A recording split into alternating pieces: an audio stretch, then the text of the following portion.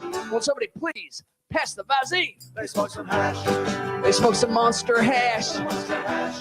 from Cheney's personal stash. Hash. They all got trashed. Monster hash. They smoked some Monster hash. Now Condi was toking on a bamboo bong. Ashcroft said, "Don't bogart that, pass it along." Rummy was bumming, shaking two-fisted. "What if I hop into the blood that I twisted?"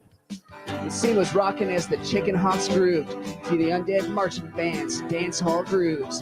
Meanwhile, in the kitchen, Michael Brown baked some Hickle Job brownies, cookies, and cakes. We ate some hash. We ate some Monster hash. Monster hash. We all got trashed. We ate some hash. It had the White House smashed. Monster hash. We ate some Monster hash. And the party would have gone on until we all passed out. But just then we heard a blood-curdling shout. "Watch out, beware, cover your necks. Rome's got the munchies and he's totally wrecked." He smoked some hash. He smoked some Monster hash. Monster hash. He was completely trashed. Smoked some hash. That spin doctor smashed. Monster hash. We smoked some Monster hash. Now every night the Democrats rise from the grave to partake in our happening THC rave. For you, the liberals, this hash was meant too. When you get to my door, tell a Bush Toot sent you. We'll smoke some hash. We'll smoke some Monster hash. Monster hash. That's a good song. Monster hash. We'll all get trashed. We'll smoke some Monster hash. Harkens back to a time when the Republicans were more fun. Don't you miss W? Well, no, I don't, but I got this funny volume thing that just showed up. a volume thing that just It's a showed little up. pop up. It's a little Oh. black pop up thing. Yeah. God bless America. Monster hash. It's that time of the year again. Time for Monster hash. Now, Sparky wants to know, why was Johnny MIA last night? Well, yeah, so I had to drive down to Jersey to smoke some Monster hash. No, I did not. You went to visit the tree. No. I went to the Halloween party that I had to get the costume for. Oh, yeah. And I went as Bob Ross. And I did not win the costume. So why aren't you wearing it here? Because it's in the laundry. Oh, okay. So you made it all stinky. Yeah. I was sitting at the fire pit, so it smells like So fire. I did interrupt you. We were saying, Yeah, so we went down Saturday night for the party. yeah. And then after the party, we went down to my dad's house to crash for a night. He left the door open because we left the party at midnight. So we rolled into my dad's house around 1:30 midnight. It was 1 by the time we settled down to get to sleep. Which is a great moment there. So we drive up the driveway, park the car, open up the lift gate on the back, and my car's got one of those stupid automated lift gates that doesn't work right. I would love to just rip the thing out of the car so I could just use it like a normal lift gate, but no, you can't use it as a normal lift gate. It's this automated lift gate, and half the time when I go to close the lift gate, it can't seem to line up the timing right of the door closing and the latch catching, and then it'll start opening back up, and then I gotta try to close it again and try to help it along with a little helpful nudge with my hand, and usually that does it. Every now and then I gotta just slam it shut, lock the door, and hope that the light doesn't stay on overnight. But usually one way or another I get it closed. So of course I get my bag and my pillows out of the car. I hit the button, click the button twice for the lift gate to close. Lift gate goes, gets the thing. It doesn't click. It starts opening up again. I'm like, oh, God damn it. I go to click the button twice to close the lift gate, and I hit the wrong button twice. And now, fortunately, I did not hit the panic button, but I did hit the lock button twice. And when you hit the lock button twice on the car, it does it little unk, so that you could try to find your car in a parking lot. And which is the last thing you want to do at 1:30 midnight in front of your parents' house. But they didn't comment on it the next morning, so they probably slept through it. But at least I didn't hit the honk button. So, anyways, we slipped into the house, got into the guest room, settled down. Sparky Toast says Bob Ross where we riot. Maybe I'll grab the wig in a little bit and a paintbrush. Yeah, Sparky, you're right. I mean, basically, I had a blue button-down shirt because he wears a collared button-down shirt, Sure. usually blue colored. I had to go to Walmart to buy a pair of jeans because I do not own a pair of jeans. I hate jeans. I rarely wear jeans. I don't blame you. I quit wearing them altogether. I haven't had a pair of jeans on in 30 Yeah. years, probably. Yeah, I'm right with you. So khakis all the way, or sweatpants. Actually, I've been really digging the sweatpants lately, but if I got to wear something presentable, khakis. I generally wear khakis to the office. So you need to design a small light for the key fob. Sparky writes in. So anyways, the point was we didn't see my dad or stepmom at all that night because we slipped in at midnight. So next morning, Sunday morning, we woke up. Dad made some pancakes, had a little breakfast, and had a nice little visit. And we were having some good conversations, talking about a lot of things. Right. Next thing I know, it's noon. So at noon, I kind of, at some point when my dad excused himself for a moment, I got my bag together, got my stuff in the car, thinking like, well, we don't have to go right now, but I, got things ready, so we'll go soon. Another hour goes by. It was 1:00 before we left the place. And it's like, a 5-hour drive back Sure. at least, but plus it was raining, so that slowed us down, and there's usually some traffic. And also we never had lunch before we left because it was like we weren't planning to stay that late. So I didn't even think about that. But then halfway back home, like my stomach's growling, and I asked Kristen, can you make it till we get back, or should we stop? We should stop. Okay, we're stopping. Didn't have to convince me. Well, one of the McDonald's rest stops on 95. So McDonald's, okay. Yeah. So we didn't. Basically, we at that point we were on track to get home at like 6:30, which would be after the Dude and Johnny show would start. So I'm just like, yeah, we're not making it back in time. It's not happening. Sparky writes in, backlit key fob buttons. How hard could it be? Even TV remote buttons light up. Yeah, I'm surprised they don't have those. Maybe they do at this point. I don't know. My car is a 2008, which they're probably considering the older and battery older, even more. I mean, that's true. Battery in the ass to actually, and people don't know how to use keys anymore. There is a small light you can get from Amazon. It may even be called a key fob light. I actually got like a half a dozen of them. That's right. And a lot of those keys won't start the car without some sort of a signal or something. Like if you can't just duplicate a car key. You get a special one. And I think some of the cars have a process that you have to follow to start the car with an existing key, start the car with a new key, and like do some sort of order of operations so that it'll lock on or get the signal of the new key or something like that. I don't know. So yeah, they so I guess if the battery goes dead, that could leave you stranded, which is almost as bad as having to wait an hour for an update to finish installing. So Mars is back in his refrigerator this week. Yay, Mars. Okay. Okay, so what Amazon called this thing was a mini keychain flashlight. Which one are you looking at? Ryan, which one are you looking at? This is what I bought back in 21. Mini key light flashlight. It has a little key ring on it. Although the one brand? that I bought is, it's Unicliff something. Unicliff, okay, that's not horrible. Okay. Yeah. But the O-lights are really good. They're not available anymore. Look for the O-lights and look for the Night Eyes. Night Eyes are pretty good. I think it's NITE, 2 E's and S. Look for that one. I think the O-light actually has USB-C on it, so you can charge it, but I don't know if you can take the battery out. I gotta say, any flashlight that Mars recommends. What was that last one? I think it's Night Eyes, NITEES. If you actually, you know what you look up, Brian? Google. Just do a Google as EDC keychain flashlight. You'll find some decent ones in there.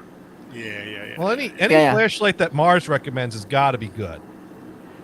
I watch a lot of EDC stuff for Gators. A lot of EDC stuff. Okay. Yeah. I'm just saying Yeah. if the blind person recommends a flashlight, like that's a damn good flashlight. Well, Exactly. Brian, do you want your flashlight to just turn on and off, or do you want patterns where you can make it go brighter, dimmer? Do a red light on it, a strobe? Do you want all that stuff, or just on off? What do you want? Do you want it magnetized to your keychain? Do you want USB-C charging? Do you want to be able to change out the battery in it? What do you want on it?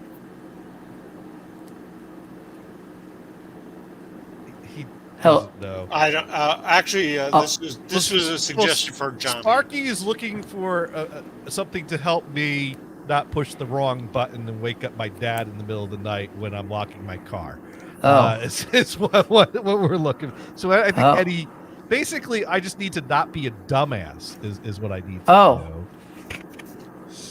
Yeah, that's all there is to it. Just Holy crap! Can I turn on YouTube? That's so freaking loud. Well, speaking of loud, which headset or microphone are you using this week?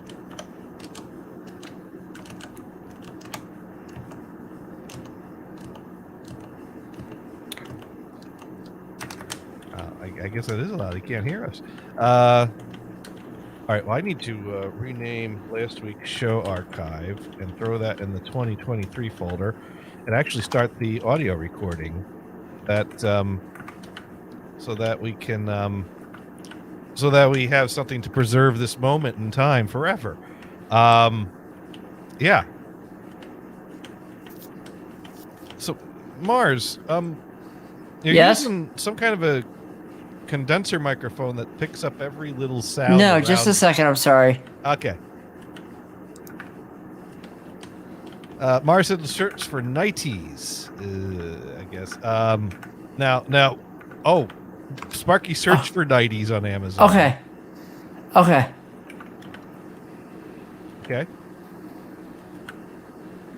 Are you playing music right now? No, I'm not. Oh. Yeah. Why? Because I muted something and music's still coming out. Oh crap. I don't think I'm playing music. If I am, I don't hear it. No, that's me. I muted you. You're still working. Okay, let's see. Can I close you? All right. Okay. Well, that's what it was. It was YouTube not muting because it doesn't want to mute. Oh, well, yeah. So I had another stream up and I didn't realize it. I forgot at 5 o'clock that stream went live, and it's playing scary music right now. I see. Yeah. Cool. Yeah. So your mic's picking up like everything in a 5-mile radius. Is it really? We got background noise. We got every key stroke. Do you? We don't guide aircraft. Well, let me just a second. Let me a second. Well, you know we don't I'll guide do this. aircraft in with audio, do we? Now, I think I remember we had this problem like 2 weeks ago, but then we didn't have it last week. So I wonder if there's different heads, different microphones, or sometimes it's using one. Well, it's using the right microphone. Just a second. Okay. Wait. Is it using that microphone? That's the company. Yeah. That's the one it's using. Okay, just a second. Okay. One Mississippi. But anyways, so there was a fixed. Yeah. Or did he just go away? No, he muted. Oh yeah, there's that's a mute button on there. That's generally what we try to do on your computer. But I know. Sparky writes in, put a sock on that mic. So the Halloween party was good. Lots of people. My brother and one of my sisters were there too, so got to chat with all of them and talk about our Thanksgiving plans. So were you the oldest guy in the room? Quite possibly. Cool. Yeah. Yeah, no, because yeah, my cousins are more my like sister's age, but no, it was a good crowd. We Cool. all had fun. People liked my Bob Ross costume. Did they People, guess who you were, or were they just no clueless? one had a problem with that. Everyone, see, I had a fro wig and the Yeah. button down shirt and the jeans and a palette and a paintbrush. Yeah, And those were good clues. yeah, no one had any trouble figuring it out. But I did not win the best costume contest. That went to the Penguin. Oh, well, hey, Like, who doesn't like penguins, right? no, as in like top hat, crooked nose, big gut. Really did a good job of dressing up as the Penguin from Batman. Yeah. And Cool. yeah, so there was, let me see if I could pull up some pictures. I have 2 pictures that I sent Dune, so I could easily bring them up. But let me bring them up in other windows so that no, that still brings them I up. forget who played the penguin in the old Batman TV series. Don't know. Darn it, that's gonna bug me now.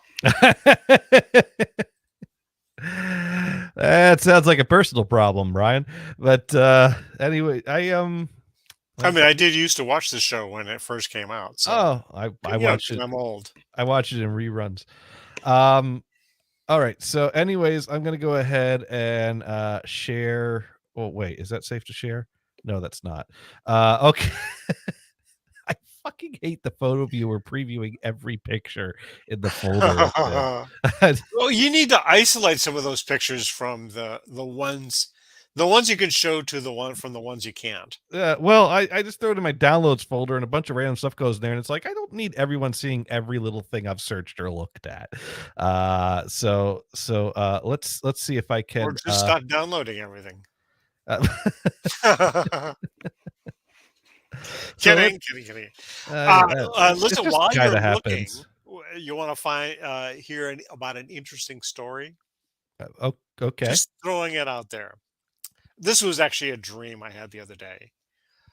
You and I were in this band that did things online. So some of the musicians were on, it was either StreamYard or Zoom. I'm not sure why that was an open question, but it was. Like there was a group of percussionists that were all together, although they had separate cameras, but they came on together. You and I were in the same town, so we would be in the same room and stuff. Okay. Right? All right. You were the music director. Okay. And the conductor. I could see that. I totally could. Yeah. And anyway, so I walked in with this school French horn, that had it didn't have it was single rank, whatever you call it. Right? Single horn, not a double horn. Horn in F. In fact, I was thinking it was in F. Yeah. Anyway, it had a bang in its bell, but it was straightened out pretty good. But you can still see where the bang was, right? Huh. So it had banged around, and it was old. You could still see the emblem and all the fancy farts and darts and whatever on it, right? The farts and darts. Anyway, so we kind of go, well, if the French horn doesn't work out because it's a cheap piece of shit, or because I haven't played so long, I think that's going to be the bigger problem. It's not going to sound very good. In fact, I did a couple of toots on it, and it was more than actual sounds. So plan B is I was going to play the bass. Okay. Yeah. They're the same, right?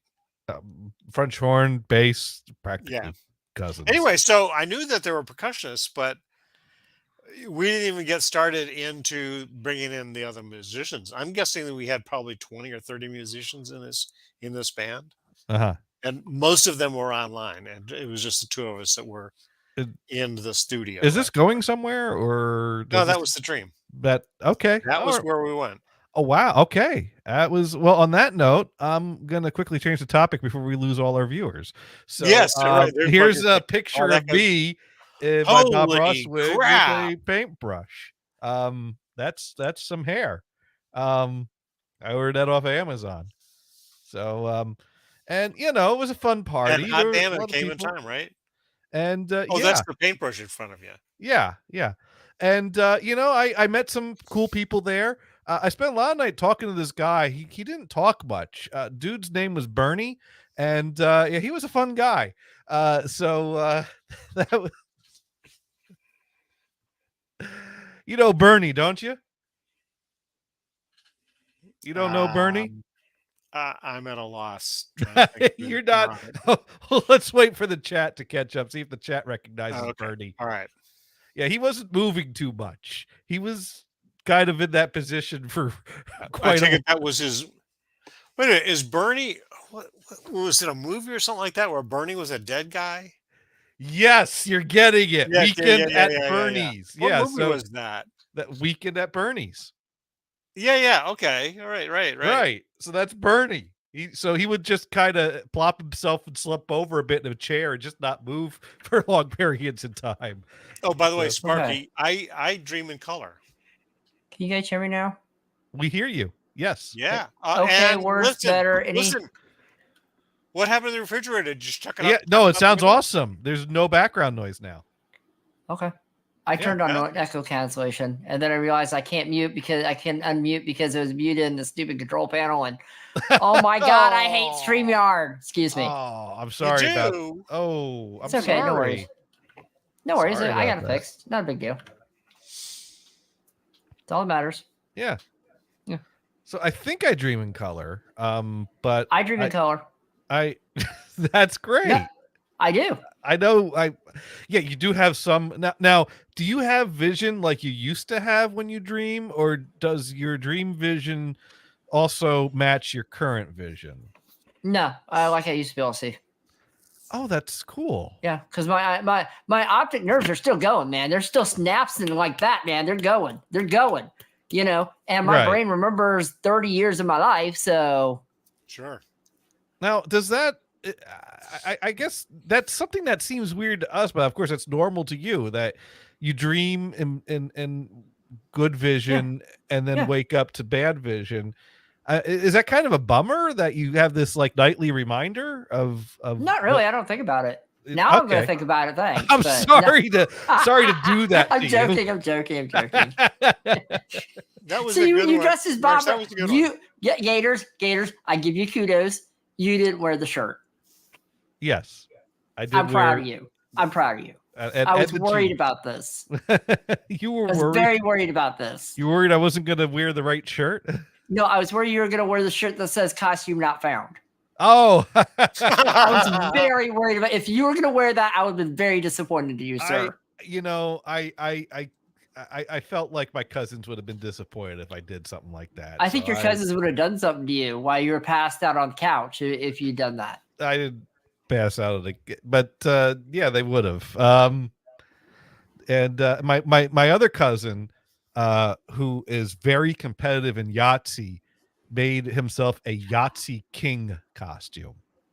Ooh. Well, how do you know he's the king of Yahtzee? Well, in his mind, he is. Well, he is not. He needs to calm down. He keeps reminding us every time one of us get a Yahtzee before he does in the game that we're not supposed to get a Yahtzee before him. That happens a lot.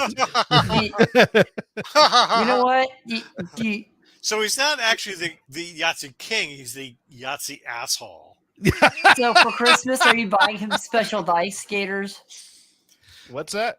Are you buying them special dice for Christmas? You know, I actually went online and looked if there were Yahtzee cheating dice, but all cheating dice just cheats to roll 7s and 11s all the time. Yeah, pretty much. I mean, the only way you can really make a working set of cheating Yahtzee dice would be to get 5 dice that all have the same number on all sides, which wouldn't look at all convincing. No. This is what you do. This is what you do. This is how unless they, it gets this is how weighted.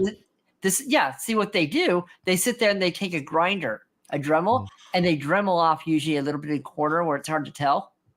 And so if it lands on something, it'll more land on that number than the other number.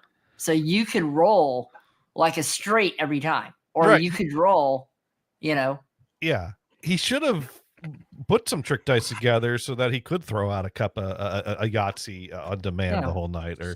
But no, what he did was he got like an official Yahtzee T-shirt and a king crown and a king Oh. cape, and he got like this like scepter or staff, and he bought a few pairs of dashboard dice, dice you hang over the mirror, and he Oh. basically kind of cut those and arranged them in a way and glued them together and then glued them to the top of the staff. So he had this staff with all the dice on the King is top here. there. So yeah, and now Brian is got his Halloween costume on. He's the Burger King. There you go. Had to put it on straight, right? Yeah. It doesn't really work with the headphones that well. Sparky writes in, now I wonder if people blind from birth dream with vision. I'm pretty sure I've read they don't, because if No. you've never seen, Yeah. then you don't have any. You don't have the optic nerves for the visual cortex to synapse. Well, your brain wouldn't Well, know and they what and they to- say they say that your brain doesn't make up stuff. My well, brain it makes doesn't up make up stuff, stuff Brian, all the to be- time. Doesn't make up the images to be in the dream. The dream contains images that you have seen. Oh, See, this Okay. this explains why. Although when I was in this dream with Johnny, oh, I didn't recognize that room that we were in. oh. Was Boba I'm Fett thinking there involved? was like a piano in front. But you know what rooms look like in general, and it's like you just Yeah. kind of put together a color and a wall, and Yeah, but it was a large. Actually, the wall was actually fairly plain, yeah. very light brown, and I think there was a railing, and I think there was a piano. I don't know. It Yeah. doesn't. I mean, it's easy to put things together or make up something, but you got to Yeah, be able. I mean, right. you can picture things. You can make whatever your brain's capable of making up with your imagination. Sure. But even anything you imagine is based on knowledge. For example, Not necessarily. I dream stuff that hasn't happened all the time, and it happens about a year later. So but you could It's think just of it standard. happening. yeah. You could right. It's kind of like how when I used to like lucid dream and start trying to make naked chicks appear, my brain wouldn't be able to cope and would wake me up as soon as I try to grab a feel, and like, This Does was not in high compute. school, right? don't know what that feels like. Like, come on, make up Not in something. high school class, right? What? Not in high school geometry class, right? Not no. Oh, yeah, that's good. So yeah, lucid dreaming only really works if you know anything about the experience, but works now. But I haven't lucid dreamed in years. So You gotta figure out how to do that, man. I don't know. You know how you do that? You go to college, you stay up really late, you wake up really early for classes, and you develop really bad sleep patterns. And then you leave the TV on at all times, and then you end up like falling in a state of half sleep, half awake, where you can still hear the TV, but you can't move. But It's isn't funny that called because of the college? green screen. I'm just fading out completely now and then. Yeah. It's Like my fine. crown disappears, and then my face disappears. Very weird. It's okay. You're phasing in and out of reality, Brian. It's fine. Yeah, that's what it is. That's because it's Halloween, right? Yes, Yeah. and it is that time of the year again. You know what time of the year it is? It's that time of the year where we review the pumpkin spice products of the year and some old classics and old favorites. So we got to start with some of our old favorites. So let's bring up the slide show here. And unfortunately, I can't figure out how to turn a preview off, so no peeking. But anyways, of course, one of our favorites from last year was the Dunkin' Pumpkin Spice Grams Goldfish. They've brought those back again this year, I've heard. So there's that. Of course, we got the Cup of Noodles pumpkin spice flavor. That's disgusting. Yeah. If you like pumpkin and noodles, there you go. Of course, the pumpkin spice wagons are always a popular item. And let's not forget last year, one of my favorite products that I brought to market was the pumpkin spice flavored NyQuil. helps for those, Ew. seasonal colds and Yes. You know, they They're- have honey NyQuil now too. honey NyQuil. Yeah. Yeah, well, I'm like, is honey gonna make the nasty blue or the nasty green taste better? I don't know. I don't know, but maybe the pumpkin spice will. And of course, I had the flu once, and the guy says, "Oh, have this honey tea, whatever," and I had Okay. some. The flu got worse. It's like, no. It's supposed to more help for your throat, No. not your symptoms. Now, what came to my rescue last year when I accidentally drilled through my step trying to get a hole in the wall from the basement, I needed to use some pumpkin spice wood filler. It filled in the hole and it tastes good too. So there you find go. your cat licking it the still stuff all the smells time, great. don't you? Yeah, it still smells good. Still smells like pumpkin every time I walk up the stairs. Now this year I went for a walk through the grocery store, found some other cool items on the shelf this year. They got the pumpkin spice special K. That looks pretty good. Also in the same aisle. Did you get it? No, I didn't because I'm laying off the sugar right now. The pumpkin Oh, pie no sugar? spice. Yeah. Frosted mini wheats in pumpkin pie spice flavored. But the Those special look K, good. does it have added sugar? Well, it's got to have sugar to add some pumpkin spice flavor, probably some brown sugar in there, Pumpkin spice don't taste good without sweet. I suppose. Yeah. And of course, we know the pumpkin pie spice frosted mini wheats are loaded with sugar. I only The eat word frosted half is of the really side on cool. those things. Yeah. The mini clue is the word frosted. Yeah. And then we had some like pumpkin spice popcorn.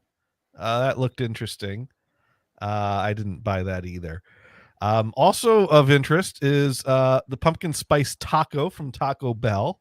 Is that Barforama. real? I, Is that real? I found it on the internet. It's got to be real. Got to Nope. be real. That's right. I did not find it on Taco Yeah, Bell's menu. Now I but, do get pumpkin. Actually, I haven't gotten it this year, but I do get pumpkin pie Pop Tarts about once a year. Oh, So yeah, those are good. pretty decent. Those are pretty good. Now, Yeah. what about the pumpkin spice chloroform? What? Oh, only during the holidays. Okay, So only would- during the would- holidays. Is that when you're trying to chloroform the kids to get their candy when they come right to your door? I guess that's a way you could use it. I've not come up with many ways to use it, but if you do need to chloroform someone, it's only polite to at least give them the smell of pumpkin spice. That way, when you say, "Hey, does this rag smell like chloroform?" They might say, "No, it smells like pumpkin spice," and then pass out. But And then take their candy. and then you take their candy. Yeah. Also, what might be useful would be the pumpkin spice KY jelly. I'm sure you can come up with many ways to use that. Okay. You know, Yep. If Yep. that's what you want, You, go you, for you it. slather it on the steps to go up to the porch so the kids can't make it up here. you slather that on things and then you eat it. But there you go. And then of course for Brian's project, we got the Western Digital pumpkin spice NAS hard drive, 14 terabyte.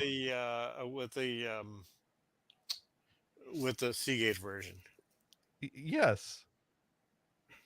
Okay. So that'd be perfect. So for where your did NAS. you get that? Did you create that one?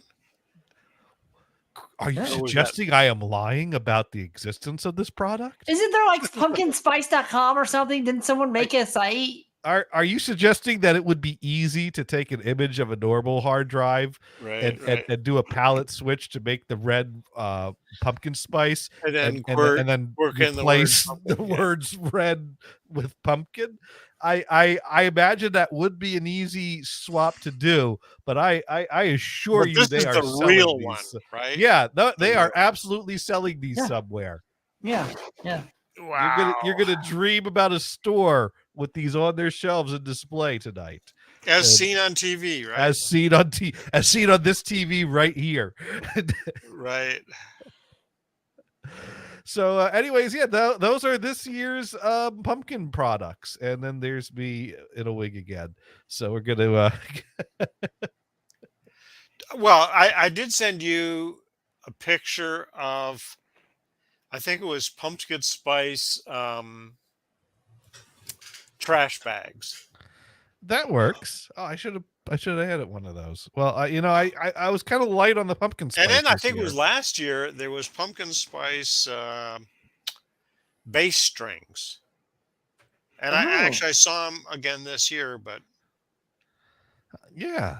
Now, Dune writes in, I dream about a world where Sparky has unlimited wood and a welcome mat that says, unless you're related to me delivering food or your name is Dune, get the fuck out.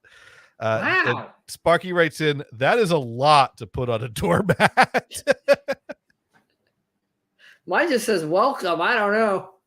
I would add on there fruitcake deliveries around the rear, like something to that effect. Oh. Okay. well, there's a Maud's Or- pumpkin spice coffee. Or maybe deliver fruitcakes to trash bin. They do have pumpkin spice Keurig cups. My sister gets them every year. They are the nastiest things I've ever had. People love Who- those who, pumpkin spice Who lattes. makes them? I don't know. Everyone I'm makes sorry. some. I'm sure Duncan makes one. I'm sure Starbucks. Yeah, I know think is I I- have seen the Yeah. Dunkin', but I I went to make in coffee fact, I one think day. I saw Keurig cups in K cups, but not me. That's not me. So, Oh, so you can Brock- get pumpkin spice kind bars, kind Okay. thins. So, anyways, yeah. So last July, I was at my sister's, and I'm like, I need coffee, and I put a Keurig cup in there, and I pushed the go button because that's what you do, and I chose poorly. It was pumpkin spice, and I almost died. Oh. Yeah, I was like, what is this? oh, that's It was- too bad. Gators? When you're stuck in a house with no coffee, and you need some coffee, and then you choose poorly, Gators. I almost punched somebody. Almost the machine, actually. I did not. So but there's I almost did. pumpkin spice Cheerios. There's Yeah. Oh, I know about those actually. They do have those. Those are pretty good. They're not my favorite, but they're not bad. Okay, so what were you saying, Gabe? I'm sorry to interrupt you. Well, I was saying, I actually use K cups maybe twice a year, and that's coming up soon because when I go to the lake house for Thanksgiving, the only coffee machine at the lake house is a K cup machine, but the policy is to bring your own K cups. So I have a box of K cups that I bought probably 3 or 4 years ago that I Oh, bring with me God. to the lake house every year, use 1 or 2 of them. Usually 2 of them because usually one Do you watch the expiration then- dates? it's coffee grounds. That stuff never goes bad, right? Some people think that you got to store them right, or they will. I store them on my fridge. A friend of mine would store hers in the freezer. Ah, But then you read on sites on how do you store it, and they'll say, "Oh, don't put them in the freezer." no, Sparky, K cups are basically skeet shooting. You chuck them in there and you shoot them. That's what you do with them. no. Okay, K Cups is basically Keurig is the company that made this system of a coffee machine. So the K stands for Keurig, and K Cups are basically a cup that comes preloaded with an amount of coffee grounds for a single serving cup of coffee. And so the K cup machine has the container that accepts a K cup pod with the coffee grounds in it, and you put it in the slot, you close it, you push the button, and it like pokes a hole in the top of the cup, and And the bottom. water's the water I think is able to flow through the bottom. So Yeah. anyways, It spears from the bottom though. it filters through the bottom. Water goes in the hole, it pokes into the top, filters through the bottom, and it makes a whole bunch of waste because you throw out a plastic pod for every cup of coffee you drink. Actually, you can't buy recycled ones. You can recycle them, but it's still a lot of plastic to be recycling for every Well, cup of coffee. Actually, you know what you do, Gators? You save them, right? And then if you Mhm. have a garden, you open them up and use them on your garden. Well, that takes care of the coffee grounds, but Yeah. the plastic still has to get Right. dealt Well, with. then you hide them in somebody else's yard. Well, so you've got that there's that San Francisco Bay compostable coffee pods. Mhm. Mm. Yep, those are interesting. Those are like a fabric mesh almost. Now, Yeah, almost like a tea bag. for a while, Keurig started putting some sort of a chip or something in the foil, the topping of the pod, and then developing their machines to only accept their Yeah, with branded DRM on our coffee on the pods. coffee. But then of course people were basically peeling the tops off the official ones and then taping, because a lot of companies make their own K cups because it's just you just got to size it right Sure. to fit in the Yeah. machine. And Keurig got a lot of backlash for doing that proprietary bullshit, and they stopped doing that. But there was a period of time they were making machines that would only accept because if their you're into Starbucks or whatever, Yeah. or Pete's Coffee or whatever, you want to use those. Now, Sparky writes in, he a green freak, Dune. No, well, I mean, here's the thing. I'm and to each their own. I don't shame people for using K cups. I personally, like I said, I have a box of them to bring to the lake to have coffee with my thing. I'm not so opposed to them. I'm like, never in my house. But Well, see, the thing is, there are better options, well, but most of the options don't let you just have a single cup. Seriously. Pour over. A French press, yeah. Oh, you Pour over can French mess press. with that horse shit if you want. What? Horseshit. What? Brian, What you- is- You put a coffee filter in the thing, you heat up some water, you pour it into your mug. Then you have to deal with all that nonsense, cleaning the stuff.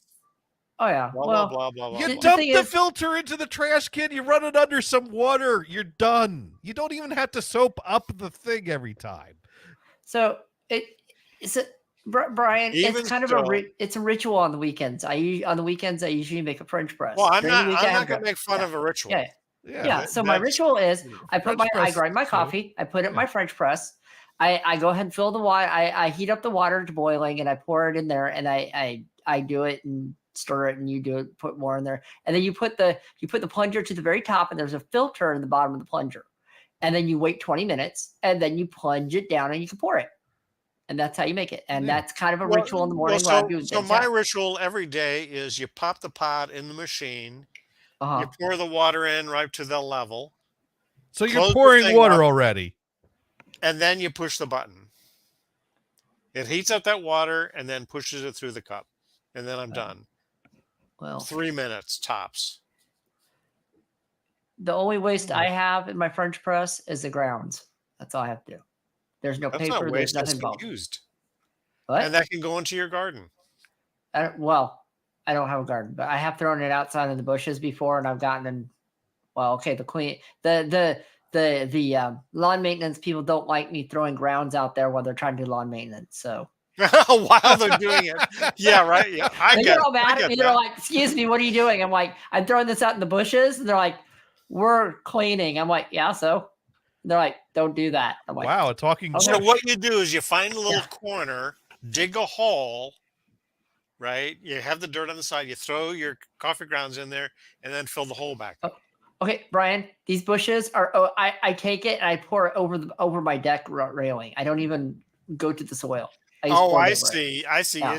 You're just dropping it off the deck. All Yeah. right. Exactly. Well, how else are you supposed to do it? You want me to actually go outside and go to some soil? That's a lot of work. Dune writes in, so basically don't make a stupid place called Vacation Land Pressed Coffee and Recording.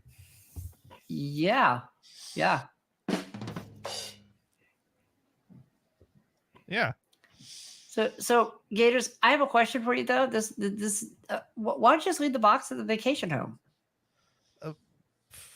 I learned very early on, you don't leave things in that house. Because Why not? other people will use it. Do you remember? You know what? This is normally when we tell the tree story, but maybe for a change of pace, we should tell the 4th of July story. Oh, That makes total sense, man. July and October. There you go. That works. Hey, they're almost. Yeah. So my, the lake house was my grandparents' house. They bought in 1972, I believe. And our family would go up there for in the summer or for a week in the summer or for weekends or whatever. Also in the winter, it's a good place to go because up in the mountains get a good snowfall there. But and then at some point, my aunt and uncle bought the house, and they currently have it, and we have Thanksgiving there every year. But one year we go there for the summer, and 4th of July comes around, and see, there's this tradition that one of my aunts has at the house that if something gets left at the house, clearly you didn't want it all that much, and so it's up for grabs. So Right. Well, actually, at least that's a written rule. You just know. Oh yeah, I get it. It's not a written rule. It's a learned rule. Official. See, I disappeared again. I recall my mom bought a reclining chair that with floaties on it so that you could sit and recline in the lake. Oh, yeah. And she was a little concerned about buying it because, well, I don't want to buy it because if we don't have room in the car to bring it home, I'll have to leave it at the house. And if I leave it at the house, it might disappear. And so I said, well, just bring all the screws home with you. And she did that.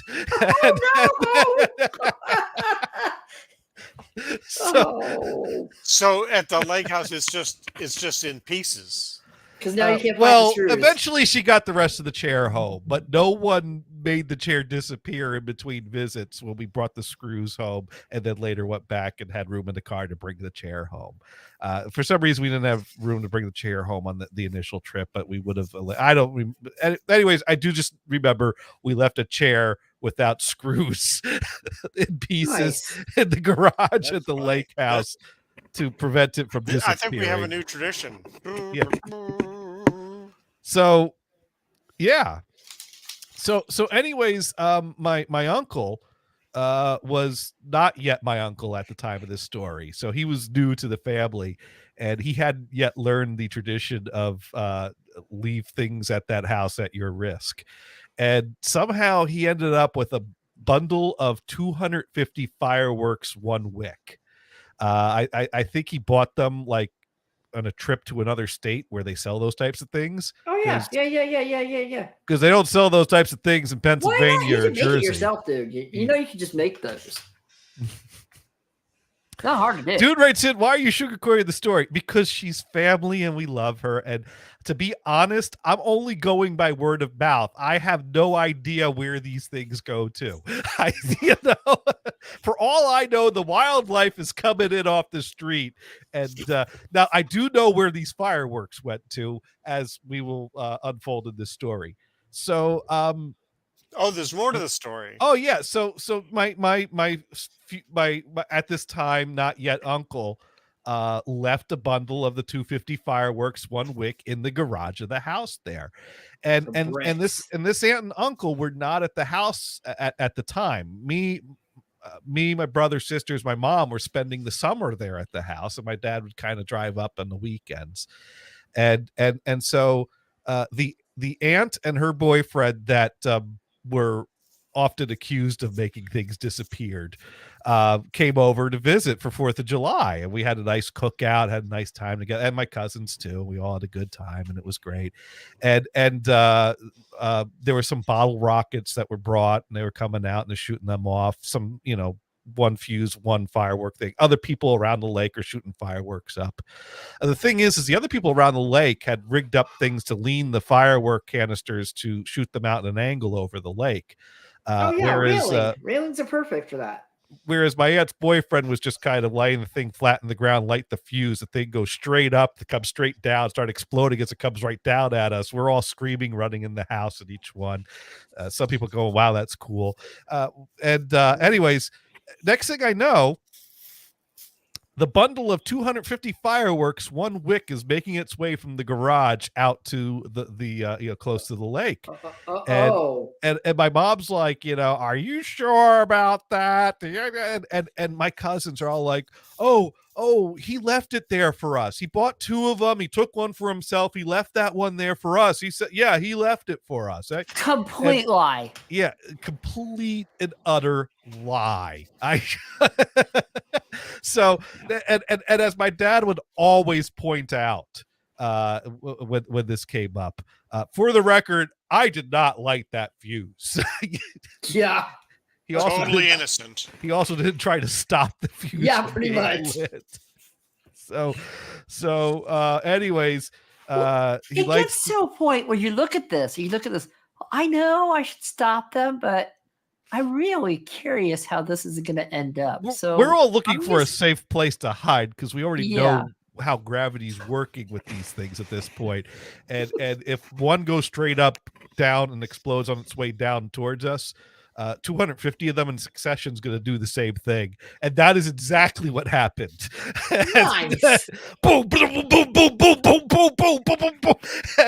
I mean, it's like it was nothing compared to what the other houses were doing. The other houses are sending some Roman candles up, maybe 1 or 2 fireworks here and there. And next thing you know, the idiots at the other end of the lake sent 250 fireworks straight up and down towards their house. They're trying to burn the place to the ground. Somewhere someone's telling the story about the time we saw these idiots nearly burn their house to the ground. If I had a Super 8 across the lake, I'd be recording it. Honestly. Oh man, I wish. No, and Gators, you can buy those. You can buy the bricks of those. You can buy them in Chinatown. I've seen people do, yeah. But you angle them. You don't do them straight up. No. Even I know how to do fireworks. Well, I grew up doing fireworks, so you know how to do it. But Dune writes in, were they Mars missiles? I don't know what they were, but they were loud, and there were a lot of them. And my mom was not pleased. She's like, "You're gonna burn the house down." I didn't light it. It was- yeah. So You angle it, God. they eventually stopped. And well, the problem with angling it is that if you prop it up on something and then like the force pushes it back and it knocks over, now you got fireworks firing straight to the house. So that's probably, it was probably, so Doom wants to know who lit it. My aunt's boyfriend. The aunt's boyfriend of the aunt and boyfriend that didn't own this. So then when my other aunt and future uncle at the time come up to the house like later in the week, we were like, oh, were those fireworks left for them?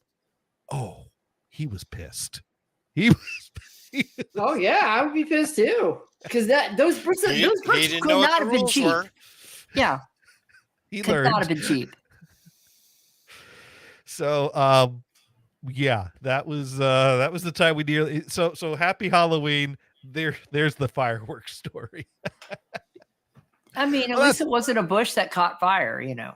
Yeah, no, nothing caught fire, nothing burned down. Just an angry uncle who lost a bundle of fireworks and missed a great show. But yeah, there you go. And as far as I know, nothing disappeared from the house ever again from that point on. Yeah. So, Go ahead. so yeah, are you going to? Did you go to Jersey for your trip, Gators? Is that where you went this weekend? Yeah. My cousins in Jersey had the Halloween party, and then visit with my dad. Did anybody go visit a tree?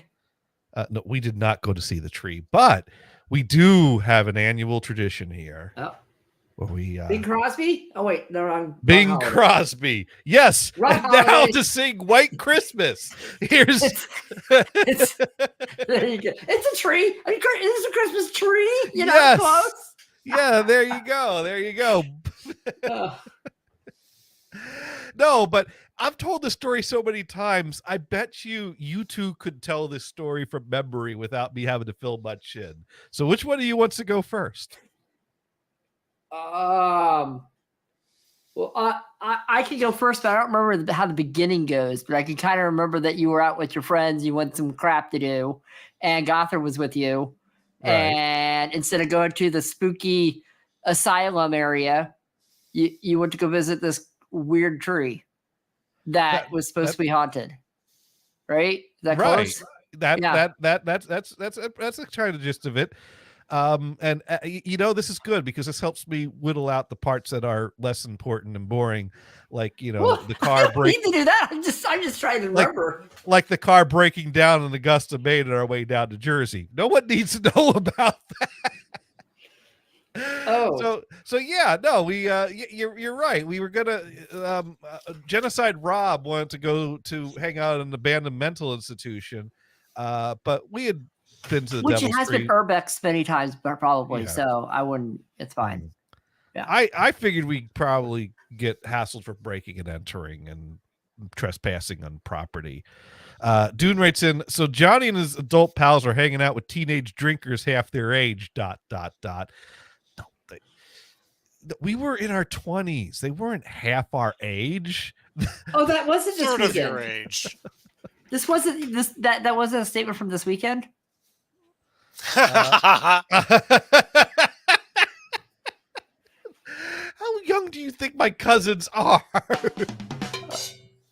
Okay, About 20, so Brian, 25. you're Mars has set the scene. We decided to go to the tree. Now, what do you recall from the story? How would you start or continue from there, or however you want to? Well, I think I would butcher the story because I would make it simple. Yeah, there were a bunch of kids at the tree. You guys showed up, and then the cop showed up.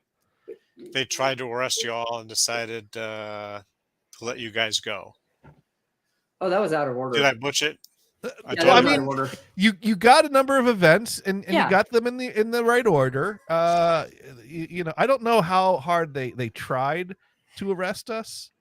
Now we got someone in YouTube comments that's talking about UFOs and aircraft carriers. Wow, and did that happen things too? like that. I missed that part. Hey, Big JJ. Yeah, so I don't know if this is spam or conspiracy theory or what the deal is. Maybe But they're talking about UFOs in the tree. But Big JJ, if you're listening to what we're saying, tell us what you think about haunted trees. Do you have anything to say about haunted trees? Maybe alien abduction trees, perhaps, to go with your UFO theme you're coming in here with? No, JJ says it's not spam. Not spam. See, Big JJ knows. He knows about the UFOs and the aliens coming to the tree. It's part of it. The TikTok UFOs are the equivalent of aircraft carriers, but for space. They carry TR-3Bs and TR-3As. Those are the triangle-shaped UFOs. But Big JJ has nothing to say about trees. Wait, well, triangle UFO kind of, if you squish it, it's almost tree-like, right?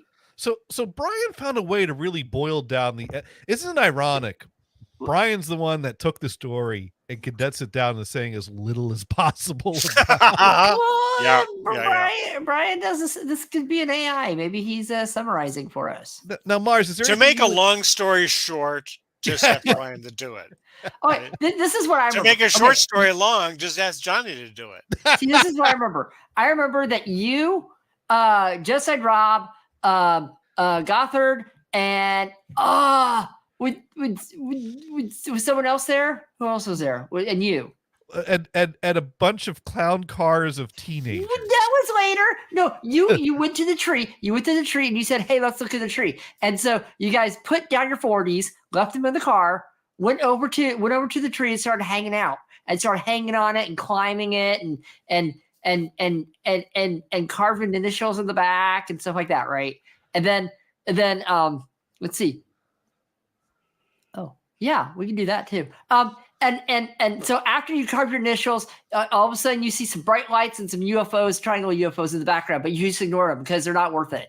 So they'll bug people later. So after that, you start hanging out, and then all of a sudden, the clown cars of about 85 kids came up to visit, and they started hanging out, and Genocide Rob said he's going to get about 30 of them in his car, and you voted against it. So that didn't happen. So he said, no 30 kids in my car, not doing it, because Gotham could not handle that many kids in the car, right? And I don't think it can handle the weight limit, right? Because the shocks aren't that good. It was only a Ford Taurus SHO, so maybe it all boils down to the Ford Taurus, doesn't it? Yeah. So after that, the Popo came. Car. The UFOs signaled the Popo. So the Popo came and said, "Oh my God, look at all these kids in the clown cars, and let's go try to arrest them." So they pull them all out, then they go find your car, right? And they look at Right. Gothard and say, "No, he's cool. He's cool. It's fine. No bugging him. It's fine. He's cool." And then he looks around and sees Genocide Rob and says, "Oh man, there's something screwed up here. It's fine, fine." And then he looks at you and he shines his eyes and it shines his flashlight in your eyes, not the one for a keychain, but a big old fat mag light one right in your eye. And your eyes dilate to something crazy small. And they go, "Wow, your eyes look weird." Well, you dilated my eyes, so that's what happens. That- And that checks out. then the Popo, he goes, yo, is there anything weird in this car? And you say, "Nope, nothing here." And Genocide Rob said, or Gothard said, "Nope, nothing here. We got nothing." And then Genocide Rob goes, "Not that we know of." And the cop looks at you and says, "Oh my God, not that I know of, not that you know of, not that you know of." And he sits there and it goes and takes down Genocide Rob and then puts him back in the car because that's not cool. So because he doesn't want to get caught on video or anything, so that's fine. He just kind of whaps in the head a little bit with This is knife before light. body cams, so yeah, it was all. Yeah, it's fine. It's fine. Yeah, it's fine. So Genocide Rob goes, "Oh, dude, they shouldn't have done that." And then the cop walks back and back to his car and sees all the clown cars going on. He's like, "Dude, I don't want to deal with this." So he comes back and says, "I'm going to let you guys go because I don't want to deal with your crap. You three are way too old, and I don't know why you want 30 kids in your car. This guy over here probably wanted to do things with them. You guys I trust. It's fine. It's fine. You're lucky Gothard's there. You're lucky this guy's here driving, because otherwise I would have taken you in. And besides, I'm lazy and I don't want to deal with it." So he goes back to the car and lets you guys go, and Gothard speeds off at 130 miles an hour. The cop couldn't catch him, so they let you go. Is that how it went? That's the best version of this story yet. That's one heck of an embellishment.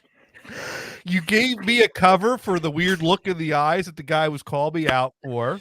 Yeah. You made Gothard look great in that story. You gave Genocide Rob all the dumb lines.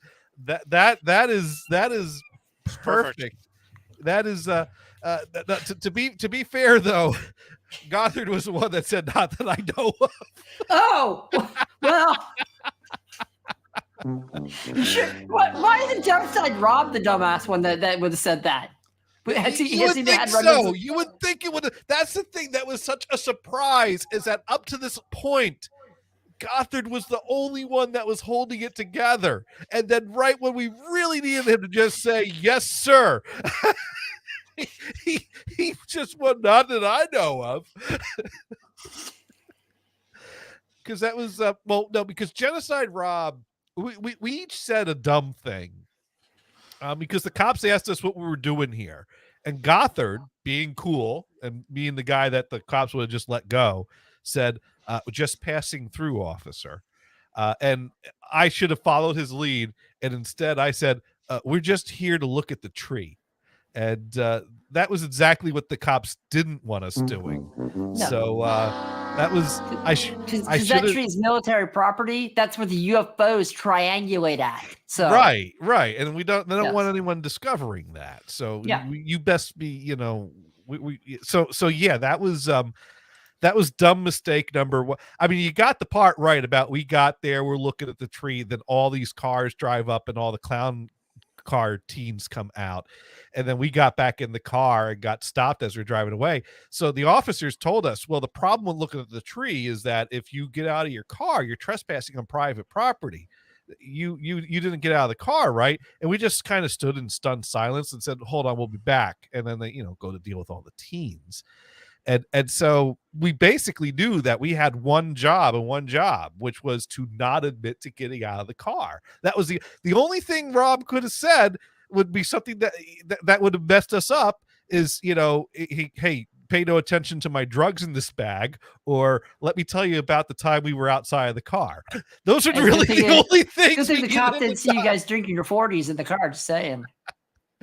So when the cop to say. So the cop came back and questioned us, "What the hell are you doing hanging out here with a bunch of teens?" And Rob said, "Well, they didn't get here till later," which was true, but which also gave insight into the fact that we were here longer than them, which made the suggestion that we never got out of the car a little less likely.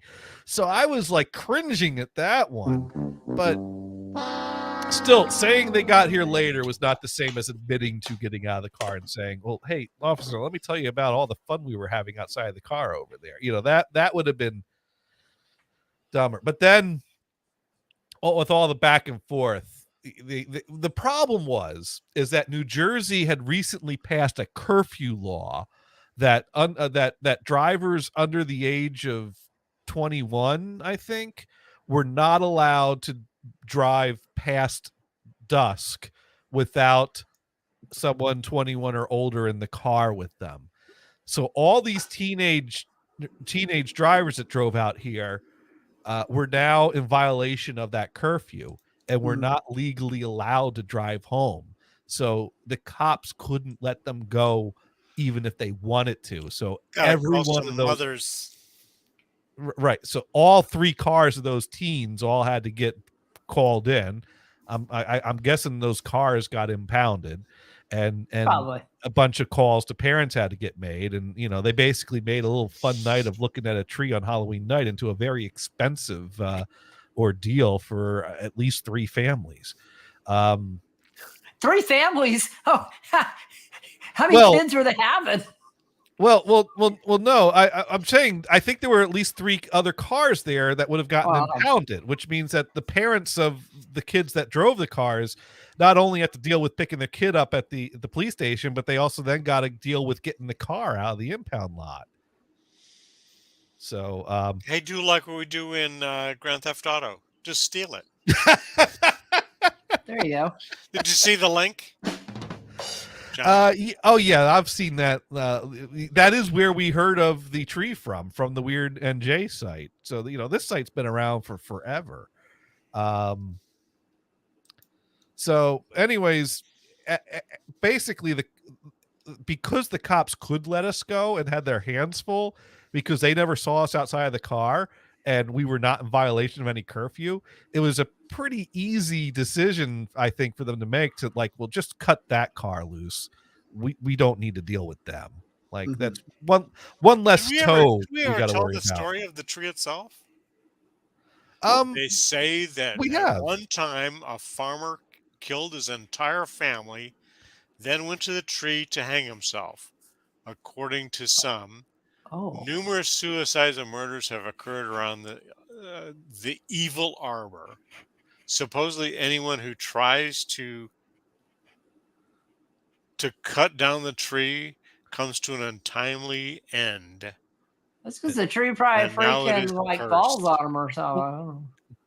I think the truth of the matter is anyone that tries to cut down a tree comes to an untimely end of being taken away by the police for trying to cut down a tree on private property that they have no business trying to cut down. Oh, apparently the Dello tree is a KKK hangout. Yeah, that's I think we've read this site in past years, but it is worth revisiting. I mean, those are the legends. How true they all are, I don't know. Supposedly they would do lynchings at this tree, but I don't think there's any actual evidence that any of these legends or rumors are true. But it used to be quite an ominous looking tree. These days, when I look on it on Street View on Google Maps, it looks pretty scrawny, barely recognizable. I think a lot of the limbs have fallen off, but or people have snapped them and taken them. Yeah, but this picture on Weird NJ, which is quite an old picture at this point, is probably the best picture of it. Really gives it that ominous look. But yeah, it's but next year is going to be 20 years from the date. 2004 was the year that we did this, and 2005 was the year we did our first stream and told the story of it. So yeah, this is our 18th year telling the story. And I don't think we need to go in any more detail than that. I think we did a good job of summing it up this year. But well, that's the goal, right? Right. Well, now we got a whole other hour of entertainment to fill. Oh, I went too fast. I should have slowed myself down. Sorry. Well, Sorry. there was also the after party because then we went back to my parents' place and drank enough cheap booze to drop an elephant, and then we had to drive back to Maine the next morning. When I say we, I mean Gothard, because we took Gothard's car. African or Indian elephant? First one, then the other. Wow. It was a lot of cheap sake. Oh God. It made us Japanese. Why would you drink cheap sake? because that's what we bought. Oh. Actually, okay. Genocide Rob bought the booze, and Oh. Genocide Rob had a method to finding the best booze, which was to go by the lowest price tag. He was quite a fan of Manischewitz. I remember one night he downed 2 bottles of Manischewitz and a 6-pack of Mike's Hard Light, and then he puked up 2 bottles of Manischewitz. Oh, he bought the and a light version six-pack of Mike's Hard Limited. Or my okay, that's fine. Yes. Yeah. He was watching his figure. It's like, let me just down a bottle of the light version. I'm watching my figure. No, you're gonna lose all that by barfing it all up anyway. Part of the plan, right? Now, Dune writes in, didn't you climb it? Mars did touch on the climbing the tree. We did not carve initials into it. The chain link fence wrapped around the trunk kind of makes that a little tricky. But yes, we did climb the tree. Sparky asks, can you still walk up to the tree, touch it? As far as I know, yes, we can. And Dune points out, now Dune has committed that he is, not only am I going there next year, but he's flying out so we can go together next year. Now, what if you guys? Okay, would it be illegal? Okay, if you stand on the property, it's legal to touch the tree, right? Or illegal to stand on the property. What if you hovered over it? Yeah, Use a drone. Yeah. that could work. If we You send know, a drone from the car. Yeah, and yeah. So that's a possibility. All right. There Just we go. curious. Just curious. Now, Sparky writes in on October 30th or 31st next year. I guess we could. Well, when does it land next year? Wednesday. Wednesday, well, the 31st is on a Thursday, so Halloween's on a Thursday next year. Oh, Our is it? show, Oh, yeah, that's right. our leap show year. will be on the 28th on a Monday. Yeah. So I think the 28th would be the day that makes the most sense to tell the story, because once the day is passed, you kind of lose all steam. Even though the 4th would be closer, the 28th is still going to be in that Halloween season. You could live stream the tree. That's probably the plan, to live stream from the tree and tell the story and see how far into the story we get before the police show up, and then we'll ask them if they can do a reenactment with us. That guy that told you better get out of there, and you have the crazy eyes. He's probably retired many years over. Well, that's the thing. Whoever shows up, you know what we'll do? We'll type up a script, and when the police show up, we'll say, we just need 2 of you. Which one of you wants to be the old dude, and which one of you wants to be the young dick? And we got your parts here. We've highlighted the right parts. We'll have a little read through. Your motivation is there are 30 teenage kids behind you that you still have to process, and you really just don't need this shit. Now, would you be recording this at Super 8 too, or just? I'm sure I'll bring a camera with me. Okay. Yeah. Yeah, but you're gonna have to turn on the bright lights. That might ruin the whole. you turn on the train lights. Excuse me. If we get there at like early dusk when there's still some sunlight out, and I get a higher speed film, I could probably get something out of there. Yeah. Sparky writes in, Dune, better keep your gun at home. NJ, not a gun friendly state. Oh. You can. Yeah, but you could go up to Maine. Now, I have shot Never mind. guns in New Jersey at a gun club at a Target. Did you say at a Target? Well, yeah, the bullseye target. Well, a target is always the thing at a Target. Okay. in front of a gun. Oh, no. I did not go to a Target store and shoot a gun. It's like you run up to Target, start shooting up the big sign, and say, "Yo, Walmart rules, go away!" Bam, bam, bam, bam, bam, and run off. You know, it's kind of you did? like, I guess today's version of the joke would be, why don't they have any Walmarts in Ukraine too many targets. Oh. That joke's been recycled many times from and wherever the current military Yeah. things are happening, you just plug in that country and that's the joke. And it's always in bad taste and gets groans. Oh, that's right. I'm sorry, Sparky. It's pew pew, not bam bam. Pew. But target practice basically at a gun club. Because when I was in the Boy Scouts, like once a month, was it once a month or once every other month or once every certain period of time, they would have the meeting at the gun club. And Why we'd would take the Boy turns. Scouts be at a gun club? Because that's a wholesome Boy Scout activity. Yeah, the gun club's a very wholesome place for the. Okay, Well, why not? they teach you gun safety, and that's that's how it a should be, good yeah. skill set to have. Shoot, you you had know? Boy Scouts. I had like 6th grade. Mhm. Yeah, because Well, that hunter was- safety was a thing in my school. Yeah. But anyways, Brian, I realized what you did there. That was dark. What? Yeah. Suggesting Maine. Yeah. I was hoping that you would. When I said it, I was hoping you were gonna kind of ignore that. Wow. I just thought you meant like, it's a That's- remote area where people typically That's would in their harsh, backyard aim at some beer cans because I could see that. So I just glossed right past that. Like, yeah, it checks out.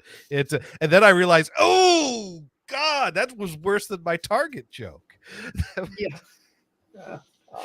I didn't do it.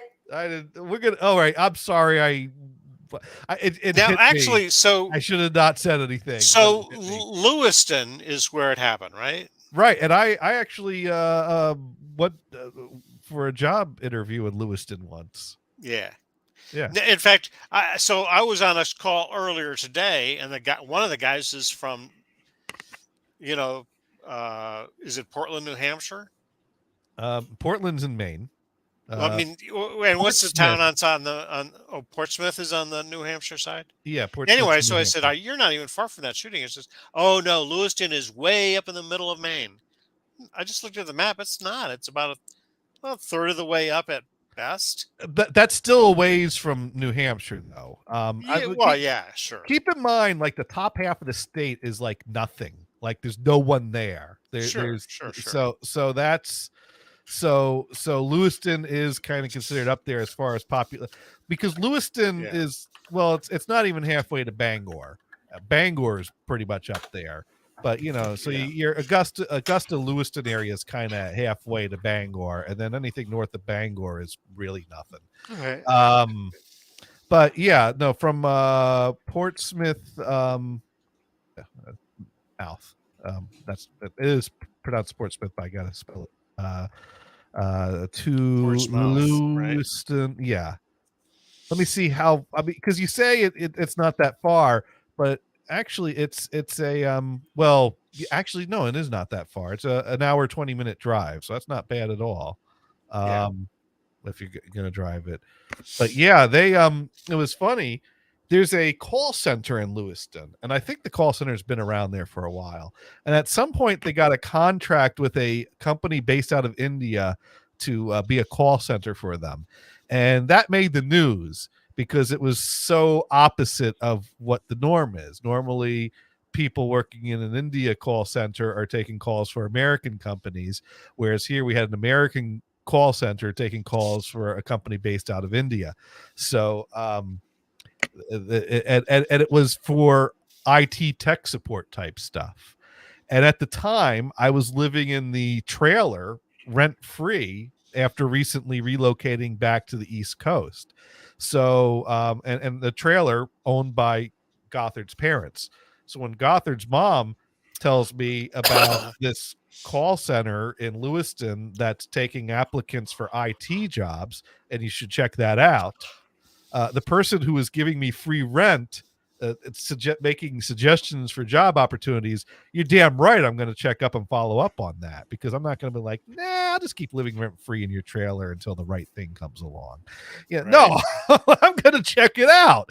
So I drove out to Lewis. Well, they had a like job fair thing going on where you can walk in, fill out a form, and submit it and interview.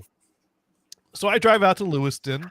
I go there, and they had a form that asked IT tech support troubleshooting related questions, like how to, if the computer's not booting up or it's got this kind of error or things like that, which is the type of questions you'd ask someone that you're interviewing for an IT tech support job. So I took the quiz and I handed it in. And he checked the quiz. He took me aside for the recruiter took me aside for a face-to-face interview right there on the spot. And, Nice. I interviewed with him, and basically it turned into, okay, well, when can you start? And I'm like, well, I've got nothing going on right now, so I'm ready to start as soon as I can, like, how's today? And he goes, well, no, let me check. How about like, next Tuesday? Yeah, come in at this. We're going to have, onboarding and training. Okay, great. So I, mark that down, drive back. At some point he calls me up like, oh, there's been a change of plans. Things are postponed, push it back to the following Tuesday, something like. Oh. But here's the thing. In the time that this happened, I relayed the story to Emily, and Emily said, a call center, that sounds like it's a telemarketing job. I'm like, well, we talked about tech support, and I did a quiz for tech support. She goes, I don't know. That sounds like a telemarketing job. You better ask about that. And I really summed up a lot, because the other thing is that the pay, I think when I started talking about the pay structure, that's when she's like, that sounds like a telemarketing job, because the hourly rate was not great. But it was also better than sitting in the trailer making nothing. I did not see this as a long-term opportunity. You say telemarketer jobs are only done out of country, and this is in country? Well, if I said that, she'd chew me out. But she did not stand for bullshit. She has no time for bullshit. So was that a telemarketing job? Really? Well, we're getting to the story here. Oh, okay. Oh, okay. So this short story is even longer. The story will reveal itself. We're getting there. Because the pay structure was based on commissions and things like that, based on upselling and things like that. And that was what tipped her off. That sounded like a telemarketing job, because if you're doing a job at a call center and your pay is based on commissions on top of a low base pay, then that sounds like you're selling things. And so I was like, but that's not what he said to me. But that, because then he'll also make promises, like ridiculous promises that I knew were non-committal and possibly bullshit, that, on average you could probably make up to such and such, and a figure that sounds really good. Like, because you have plenty of opportunity to upsell and sell services along the way while you're taking these tech support calls. And so you'll be making great. Someone like you do fine. You do great. You make plenty of commissions. I'm sure you use that line to everyone. So given that Emily had warned me, this sounds like a telemarketing job, and I didn't want a telemarketing job, but he called me back to reschedule. I said, hey, I just want to, get some clarification about this job. And I had some questions about the pay and things like that. Some other things I thought of. I don't remember the details now, but I flat out asked him. Now, there's some people have some concerns that this sounds like a telemarketing job. Is this a telemarketing job, or is this an IT tech support job? He goes, oh, no. This is not a telemarketing job. This is a tech support job, just as we discussed. Oh, okay. All right. So we'll see you next Tuesday, blah, blah, blah. Great. Bye. Boom. The other question I would have asked is, am I actually placing the calls, or I'm just receiving calls? That may have been explained earlier, and actually the truth of the matter is I would be receiving the calls, but I have some details about that come out later. So, or it just appeared to be receiving the calls because some computer would be actually making the call. Oh, we were receiving the calls due to misleading ads that had our phone number that looked like they were official. Right. But we're getting there. Yeah, this was- yeah. Sparky goes, wait, was this a recruiter for the Marines? Well, I don't know what he's doing now. Hey, the Marines offer a great IT job. So I drive out to Lewiston, to the call center for my first day on the job training, and we go in there and I meet and the guy, the recruiter, he's out on vacation that week, Of course he is. but they got their top sales guy to do the orientation with us. So he comes in and I think his opening line was, "So, you're all here for sales," as if this was a known fact among all of us. This is when I was just learning that I was here for. Yeah. And he goes down, the briefing on the call center, the history of the call center, and everyone in this building has started in the call center. Everyone in the all the executives, everyone. So this is, if you're here to just answer calls, if the CEO were here, he'd tell you, well, you could just get out if you're not here for the long haul. But I don't care. If you just want a temporary job, take calls, make money, that's fine. If you're here for a career, that's fine too. This is where you start.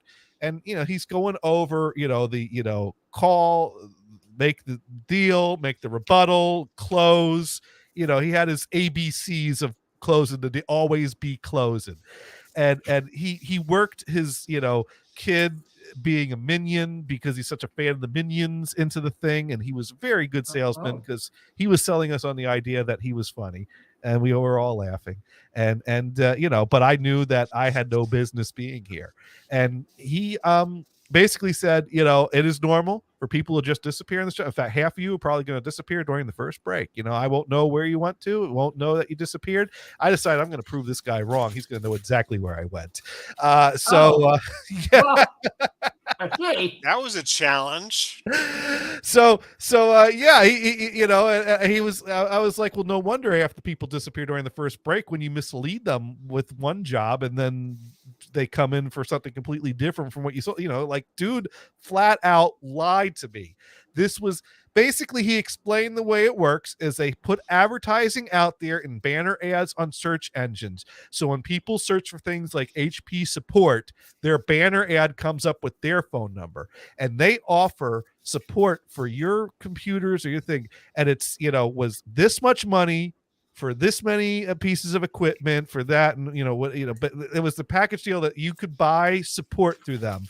And then once you had that support contract, you could call us for tech support. Now, all we did was take the call from confused granny that's trying to call HP, listen to her problem, and then make the pitch to her. Well, we can help you with that. And hey, do you have a tablet? Do you have a computer in the other room? Well, we cover 4 devices for, this much for that period of time. And I once want to punch those people. No offense. and what, there's no amount of money, especially that piss poor pay to that someone could pay me to do this dishonest job. Now, to be fair, for all I know, we made an offer and provided that support, but they're trying to get to the manufacturer. We're diverting calls away from the manufacturers. So it was a bit dishonest. It wasn't the worst scam. It wasn't a flat out scam, but it was a bit shady.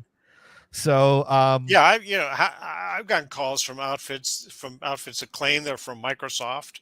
Yeah. Well, we're not claiming we're HP. We're just putting banner ads up that happen to come up at the same time. People are looking. There's different techniques, but it's the same idea. And we tell people who we are and what we offer and make them a deal and make them a rebuttal. And once we close the deal, we send them off to the tech support in India. Right. Which is not where I am. So, anyways, but I was told that there were tech support jobs for us and that's what I was applying to. And that's what I was signing on for. So after, he breaks for the first break, I walked up to him and I introduced myself to him. And I said, now my understanding is that I was going to be working the tech support jobs, but you're saying these are all the sales jobs and I'm not going to be doing any tech support even after I make this. No, you pass that on to the IT support department. Are you hiring for the IT support? Well, we might be in, 3 to 6 months, but not at this time. Okay. Well, I'm not a salesman. And he said, okay. I said, well, it's been a pleasure and you have a great day. I'll be going now. You Well, know, you should have lied about it. he was kind of like, what is this? No one tells me they're leaving. I'm like, yeah, I know. That's why Yeah, I'm I doing just it. left.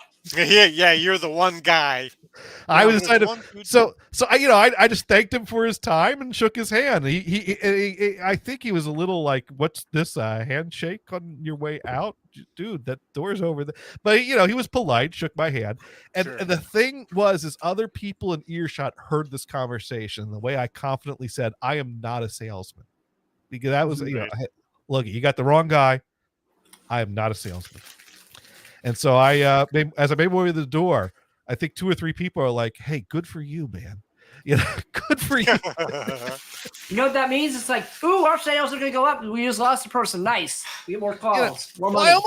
Well, the thing is, some of the people in this room were people that had, because we went around and introduced ourselves. And I think one of the people that said, "Hey, good for you, man. It's good that you know what you're good at, and good for you for knowing what." And I remembered she introduced herself as working in one of the other local call centers, and the guy that was giving the presentation, he used to work at another. So half of the people in the room were people that knew the ropes. knew the game, knew the ropes. Yeah. They would work for another call center and see if they can get a better deal. This was not their first rodeo. Yeah. So watching the newbie that was just catching on to what this was, and as the light bulb goes off, I'm getting out of this. It's like, good for you. Maybe if I did that 5 years ago. The Schitt's Creek series? I need to one of these days so I can. Yeah, say yes there's to the a next bit time. where Johnny is renting office space, actually for free, Uh-huh. from Bob's garage. Right. Oh, yeah. Okay. And there's all these funny things about he's roped into doing these duties at the garage, right? Right. And then this kids comes in, and he's actually paying for office space, and he's doing this tech support online, kind of thing, acting like his own call center. It's actually kind of funny. Yeah. And Johnny is just going, this guy is just ripping people off. No shit. Well, Dune writes in, holy crap, Johnny was a call scammer. No, I never took a call. I went for I was there for 4 hours most. If anything, I was out for parking. Did they feed you lunch? No. Oh man, you should have stayed for lunch. But I decided, since I bailed halfway into the day, I didn't even try to collect any pay for the half of the day I was there because I bailed. Yeah, I wouldn't even try. I was just said, But I decided on Did mine. they actually Bye. process you in Yeah. through HR? They processed me enough that they sent me a letter saying that you need to, come in to collect your pay, or we need you to fill out paperwork so you can collect your pay for the half day you worked for us. I wouldn't have done it. I would have done it. I would have just said, I decided on mine. Bye. Not dealing with that anymore. No, that's the thing. It wasn't Well, worth. how- It wasn't how worth long the is gas drive to money. get- How long was the drive to get there? Too long to go back for 4 hours. You know what? That's Training what I half days- thought. Yeah, Brian, that's half what I day's thought. pay was probably like $5. Yeah, because training pay was a lot less than the actual. Was Sure. less than the job. It was actually an hour and a half between Lincolnville and Lewiston. So the round trip of 3 hours to fill out the paperwork and get my half day's pay, and God, not to mention that's the not- gas. That's not even worth the time driving there and back. No, exactly. Exactly. If I got that job and wanted to keep that job, I would have looked for rental closer. That was basically it was something, like I said, the Yeah, main but that reason. would have been an additional cost because you were paying nothing, right? Well, keep in mind, I'm still trying to figure out what I was going to do. I was in a free trailer that I wasn't planning on staying in for long term. So Right. maybe That was in Dune. That was in Maine. right. So I was trying to figure out like where I'm going to settle down, and a big part of where I was going to settle down would revolve around where I got work. So if I got work in Lewiston, I'd probably look at rentals there. But that job would have had to have worked out and paid what they were promising I'd make with the commission. But then again, it also would have to be an IT job for me to take it and not be a shady tech support operation. It's still there, that, right? Well, at some point that goes to unclaimed funds that the state collects, and I'm okay with that. It's not, but it's Or not. if the paperwork's filling up, maybe there is no money to be had. As It's not a quantity of money that's worth worrying Yeah. about. But the company is obligated to pay those funds, and I know that works because I remember somehow, I don't know how I did this, but somehow I ended up not getting my last. Somehow there was unclaimed money that the bank didn't pay me in Maine. Now I got my last paycheck, so I don't know how I ended up with unclaimed money in Maine from the bank. Maybe there was vacation time that they owed me and it didn't get put into my last check, but somehow, and the thing is that So that would have been a quarter. I still don't know how that worked out because my pay from the bank was direct deposit and I never closed that account out. I left that account open, so any pay the bank owed me should have been direct deposited into there. But at some point when I was living in California, a dude I used to work with at the bank that was in like the finance team sent me an email. He said, "Hey, I was just reviewing some records and your name showed up on the unclaimed funds list. And the bank's going to have to turn this money over to the state if you don't claim it by like the end of next month. So you might want to claim it." And it wasn't significant, but it wasn't insignificant. It might have been like 50 cents. It was at least, it was, I want to say it, I have no idea, but my guess is it was somewhere in the range of $100. It was money that was worth claiming, but it wasn't Yeah. life-changing money.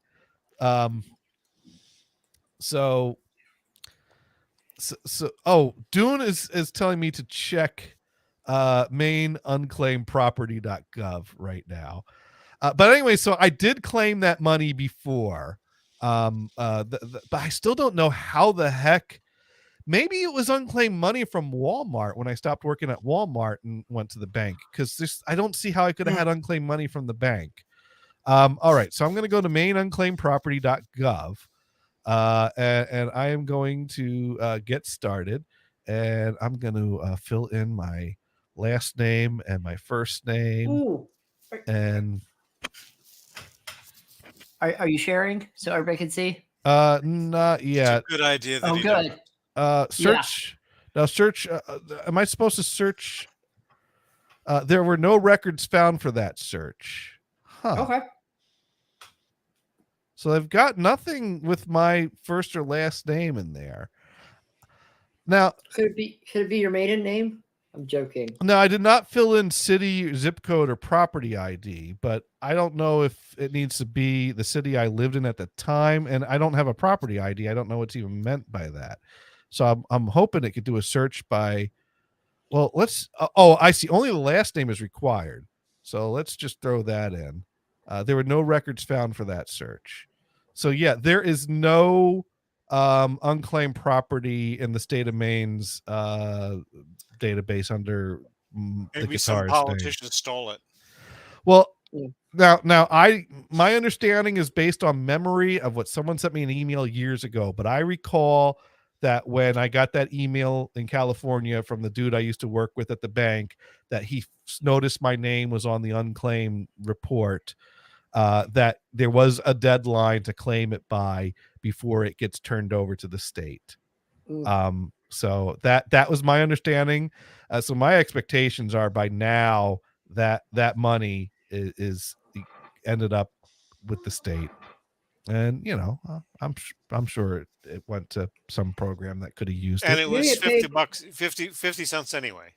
It was 4 hours of minimum wage pay. Hey, Probably. it was probably more money that they're going to make on Oak Island. Allegedly, by the way, this season that's about ready to start next week will be the final season. of Dune this. writes What? in. Dune writes in. So a scam call center screwed you out of your money. Say it ain't so. No, they tried to pay me. They paid money for a stamp to send me a letter asking me to come claim my money. Why did you have to go in? Why didn't you just let's do it over the phone? I probably could have, but it wasn't worth my time. I was interviewing 'Cause for you other were doing jobs. so much other work. I was by then. I was interviewing for the job that I took here that brought me down here. Yeah, cool. I was by this point, I was packing up the trailer, lining up an apartment, finalizing things. I was on my way out of there. Like, you know what? I even passed up, and I kind of regret doing. I passed up being a Nielsen family. Oh, because they paid big bucks for that. For some reason, they say there's a resurgence in Mama's Family on the Decades channel. We don't understand this. I received a phone call on the landline in the trailer from Nielsen asking me to be a Nielsen family, and I didn't understand what he was talking about, and I thought it was some kind of a scam, so I kind of made some kind of snarky comment and hung up on him. And then 2 days later, I go to the mailbox, and there's an envelope from the Nielsen company, and I open it up, and there's 5 brand new crisp dollar bills and an invitation to be part of an exclusive group of the Nielsen families. And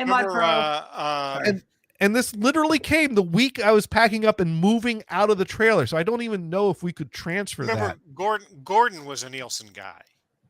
Well, that explains a lot. I don't know how long he did it, but he, early on when I worked with him, he was a Nielsen guy. I guess he kind of the conversation of that went away. By the time he came around. Yeah. Ooh, you could use that 5 for some fries and a shake or something. That's pretty. No, that $5 got used. But once I saw that, I was like, oh, did you that's even get out of town by the time it got used. That is out of Lewiston. I was in Lincolnville. I only drove to Lewiston for the interview and the half-day training. But you didn't get cash on the spot. In other words. What? No, they mailed us $5. It was kind of an attention getter. Right. Like, Right. we're serious about paying you to be a Nielsen family. We're so serious. Here's $5 cash. Dude, I get them $1 bills in the mail all the time. I have a jar with like 20 of them in there. So are they making money in that jar? You know what? I hope that $20 in the jar is making more money than $20 I would approve of this. I don't think that's how it works, though. Right. Okay. So you moved. You got your feet in the, and honestly, Gators, I would not have gone back. And the reason is these places they probably wanted to keep you. They probably wanted to bring you back into the office. That's probably what they want to do. They probably wanted to try to. I wouldn't have done it. I think it was legal obligations. I mean, they were not going to keep that money. It had to get turned over to the state if it didn't get to the rightful owner. The state don't let you just keep money so that way there's no incentive to try to keep it. So no, they were legally obligated to at least send me some notification. Right. But it just wasn't worth it to go to any effort. Especially when I was lining up another job and packing up and moving, I had to, because that was not an easy move. All my stuff got moved to Maine in a truck, and then I kind of half unpack it all, and then I had to get it all in another truck and get. I never drove a truck, and I asked Gothard, "Hey, you think you could handle driving a truck?" He said, "Oh yeah, sure." I'm like, "Great, how big was the truck?" It was kind of a medium-sized rental U-Haul like truck. A U-Haul thing. Those things are easy. I didn't feel like driving one down the highway. Well, and the problem is, Brian, if you haven't driven something that big and you have to drive it across country, it's a little daunting. At least this wasn't across country. This was, but it was. And the thing is, like a 6-hour drive. Like driving in Boston. What are the rules of the road? If you're bigger, you have the right of way. Yeah, but we were taking the interstate around Boston. But even still, it starts to get that way as you go toward Boston. Yeah. Now, dune rating, how long did that take? I don't know. It was a number of hours drive, but not bad. He took the lead. I tailed him. Followed. Callie. No, Dune, you didn't see a truck when we stopped by. Well, but of course, here's the other thing, though, is that you had a car to deal with as well. Yeah. So getting your pal to drive the truck is actually a good thing.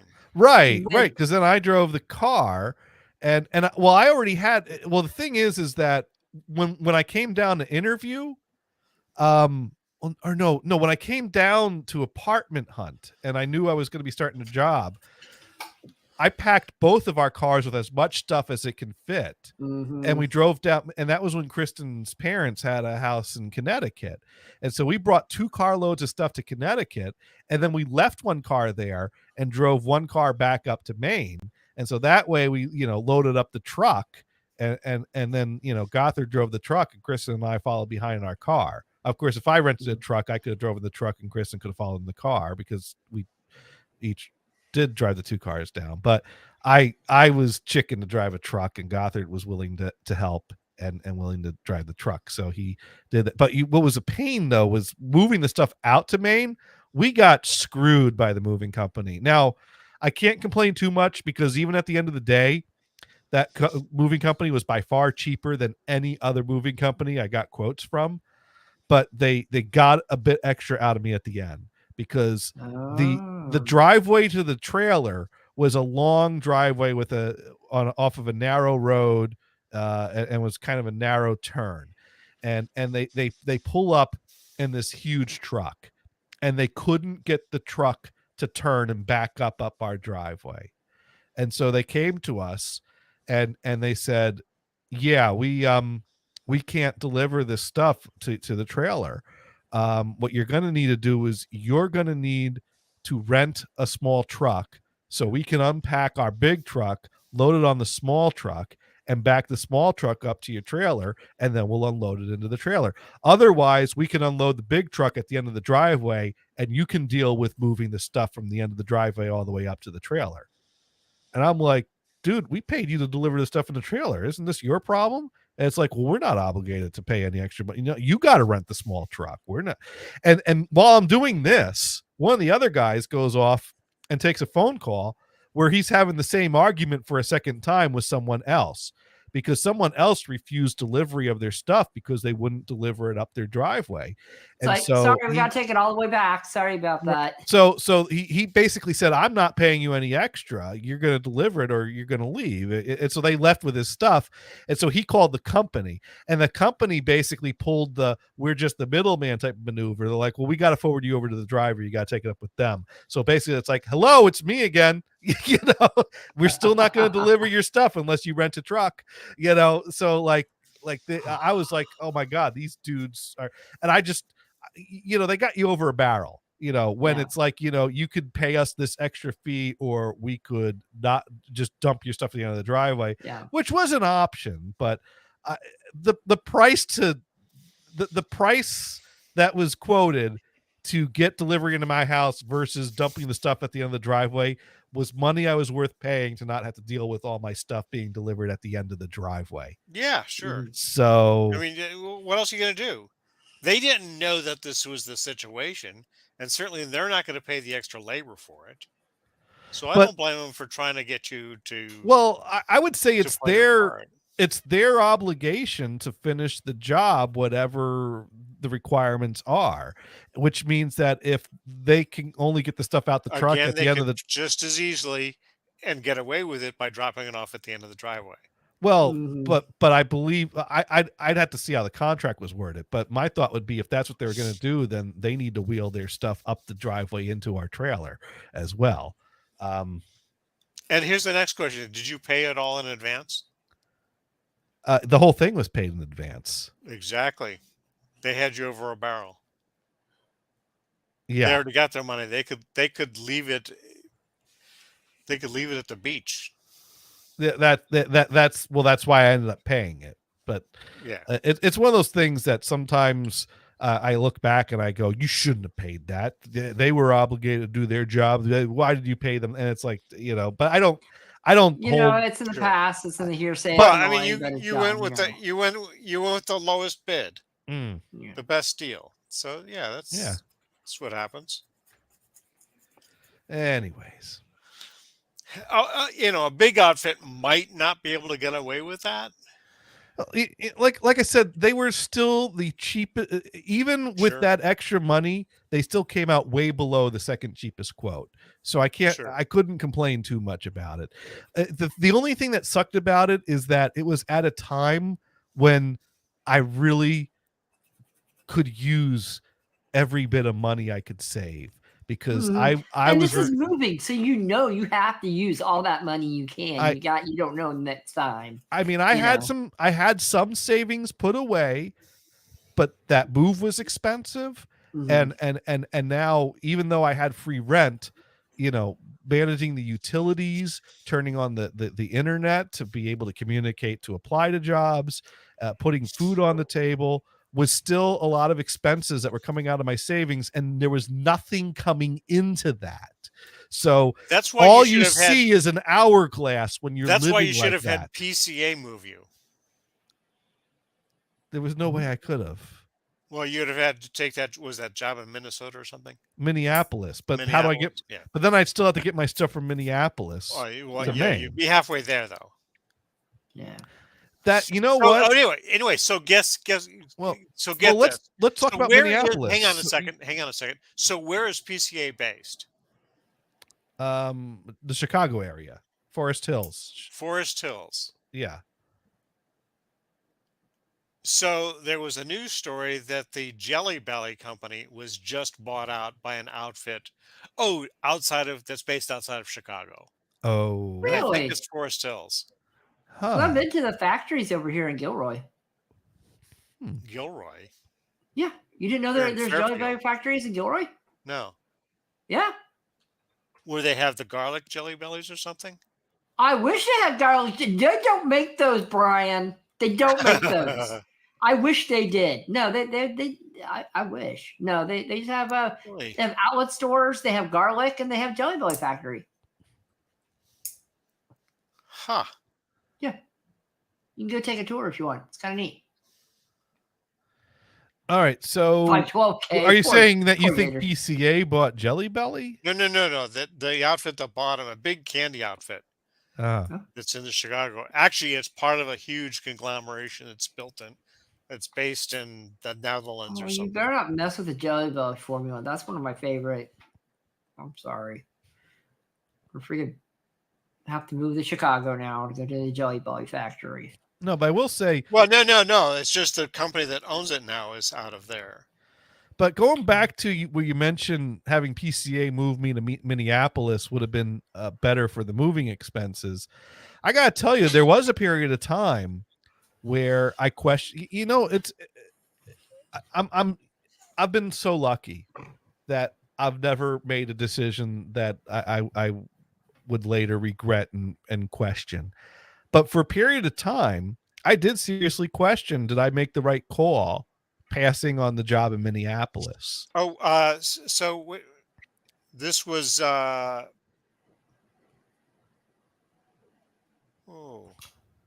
Huh? there's a Jelly Belly store that's in the big outlet stores in Gilroy. Well, never Yeah. mind. You're not talking about that though, right? No, there's actually a factory. Okay, go ahead, Gators. I'm sorry. You're thinking you what would happen if you would move to Minneapolis? Well, the time that would have made sense to Minneapolis, yeah. transition to this has passed because Brian decided Jelly Bellies was more important. I mean, they are important, but They are important. No, I will give Yeah. give you Jelly Bellies is a lot more pleasant than grueling work for low pay. So But no, you know what? It's you an probably important made part the of right life, call You know, there. it's yeah. Yeah. Yeah. Now So Sparky after just sent a picture of his welcome mat. And now we gotta check the picture information to see if it has the GPS coordinates of where it was taken. And no, kidding. I kid.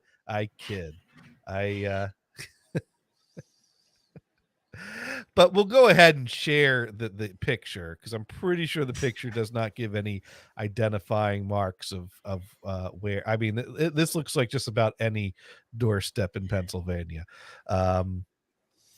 We've established Is that a footprint I see? Zoom in and enhance, and we can see the DNA location of the. Oh, go ahead. There we go. But there it is. He's got a welcome mat with a deer on it, so you can wipe your foot on the deer's ass. Yeah, it's, Oh, there you go. there you go. Yeah, Is that pumpkin spice? well, there's certainly an autumn motif going with the orange leaves in the tree there. So it's certainly, I'm sure, somewhere off in the distance you can smell the pumpkin spice wafting in from a local Starbucks. or maybe from the thermos of a hunter in a tree stand who's got a thermos of some pumpkin spice latte. Who carries pumpkin spice in their thermos? They're never gonna get that smell out. It's gonna stay there forever. Well, You ever better- put like mint anything in a stainless steel thermos? It never goes away. Well, it's better than what venison would keep in it. But I thought he used the coffee can for that. No. Apparently, there was a thermos of something awful that had Oh, gone the bad. mushroom soup. The mushrooms. There was a This thermos of mushroom mushroom soup And that he never lost found it. It's in the house, and he so- never found it. It's and I in the can't help- house somewhere. I can't help but wonder if the next owners of the house ever found it. It's like they're present. Oh, what's in here? Oh my God, it's moving. It's like cousin it, it's like moving around the house somewhere. I think the reason he never found it is because it grew legs and walked out the front door when no one was Pretty looking. much. Went down, made its way to Florida. But anyways, no, I've been pretty lucky that I could honestly say, absolutely, positively certain I made the right call to not take the Minneapolis job. At the time, it was very hard to pass it because the job title was system engineer. Now, it was basically a glorified help desk position for 3 locations. I was not on the server team. I did not have server access. I would report to the Minneapolis locations and occasionally check in at a location in Wisconsin and basically be service desk for these 3 locations. And the pay was not that great. The starting, I forget what the starting pay was, but it was low for what it would pay me more than I was making at Tharco, but I wasn't doing that. I never made that much money at Tharco, really. The only time I made money at Tharco the thing was is with the is overtime that I made from all the weekends for the migrations. But go ahead. the expenses would have been less up there. That's all. The expenses would have been less and the pay would have been a bit more, but even with cost of living, like basically I told my Fong what the offer was and she said, that's low. You shouldn't accept that. And she said, do research, check what the median wage is, check these reports. And so I did. So I checked the reports and I checked everything because I was very undecided. On the one hand, I didn't want to move to Minneapolis. I had no reason to move to Minneapolis. But then again, when I moved to California, I moved just to be with Kristen and I knew no one else. Kristen would come with me to Minneapolis. It'd just be another place where I knew no one else. You did not know is that if you did move up to Minneapolis, you could have been neighbors with Nick.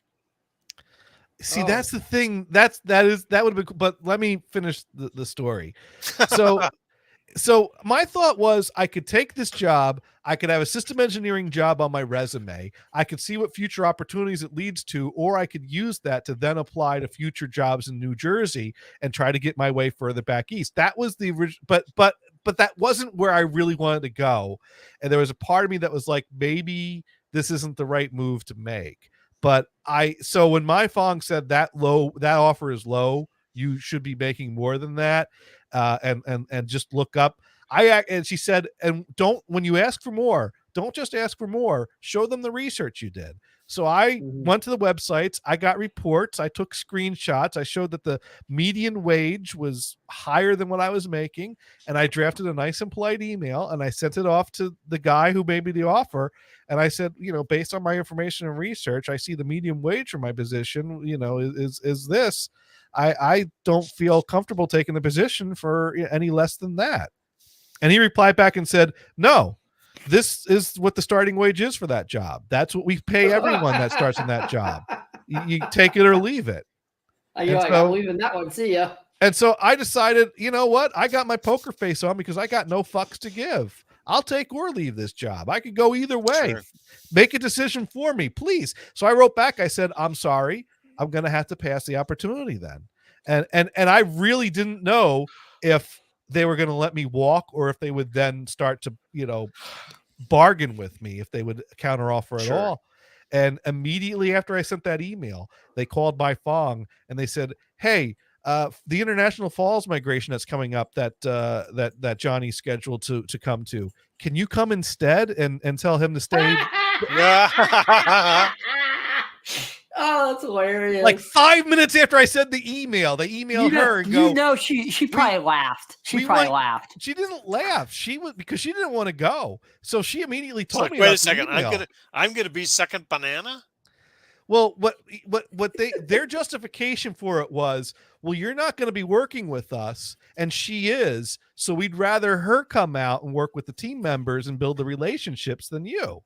I don't know if they said that directly to me, but they said that to her. Like, we think that it would make more sense for you to come out than him. But my Fong didn't want to come out, and I said, look, I'll still go. I could use the overtime. I could use the money because so. If you don't want to go, make up an excuse or, whatever. Tell them you can't. I'll still go. I don't care that they don't like me now. And so she told them no, and I still went to International Falls, and we still partied like it was, they were a work hard, play hard group. We drank, we had a great time, and I said my goodbyes to everyone, and that was I basically on my way, before we went to the airport, I basically went around, shook people's hands, said, well, this is the end. It's been a pleasure working with you. Because at that point I put in my notice. I at that point, the decision was made and I wasn't going to wait around for them to fire me. So I put in my notice and started making my plans to move. The only thing is that if you let you go, then you could collect unemployment. That's all. Well, yeah, but I wasn't going to wait around and collect unemployment. Sure. And besides, I knew I wanted to get out of California and get back east. And I also wanted to stick it to my landlord that kept raising my rent every year. Sure. Dune writes in work. Oh, they worked hard. They played hard too, but they worked hard. So, they worked me hard. Gators, Yeah. it's a hoot. You left You left California 6 years ago, right? Has it been 6 years? That. Yeah. Okay. Look at the prices for your old apartments and how much it is to rent a 1-bedroom now. Oh God, You'll be like, oh my, because my old apartment, I moved out, I left, it was $945. As soon as I left it went right up to $1,500 because I've been there 18 years. Oh my God. And I think it's over $2,000 now for a little 800 square foot apartment. Yeah. I wouldn't be surprised at all. Yeah, no, it was. That's the thing. My apartment in Oakland never went up, but then I go into Hayward every year. They raise the rent, and you have. Okay, my question is, the little envelopes with the blue slip things inside it that you get from Hayward? the fire department tax. The city tax, the one that says we'll fix your streets if you pay us money. Well, not even the that. streets aren't ever fixed. So I never got those. Them. I got ones that were, that cited some sort of regulation that obligated residents to pay tax for the fire department. But they didn't even know my name. And I've read horror stories where people don't pay those taxes, and then when the house gets on fire, the fire department just comes and watches it burn and just prevents other nearby houses from catching fire. Well, the nice thing is if you're in an apartment complex. Mm-hmm. Exactly. I was in an apartment complex. I don't own the building, so I doubt that they would going to let that burn, especially with you just start chucking the valuables that you have out the window, right? Yeah. Well, no. I mean, heck, the place next door to mine caught fire. They put that one out before it caught ours on fire. So, and I don't know if they were paying that tax or not. But if you don't own the building, I don't think they're going to play those games with you. Yeah, and they knew my name, my old apartments. They knew my name. They would send stuff to me. I'm like, that's nice. Because whatever, I never paid it. Here, I've lived in Hayward for many a year, and I've never paid tax. I've never paid city tax. Well, they didn't even get my name. So, But anyways, the point of the Minneapolis story was, for a little while, I did question that decision. When I moved to Maine, and I'm job hunting, and I'm not finding much in Maine. I kind of second guessed myself. Did I make the right call? But I tell you, when I got the job offer for Enernoc, that's when I knew I definitely made the right call.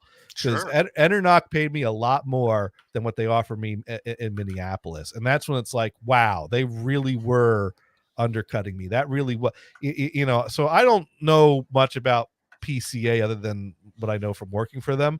But I gotta say their pay sucks because what they offered me was a joke compared to what I ended up getting offered in Boston, doing pretty much the same stuff.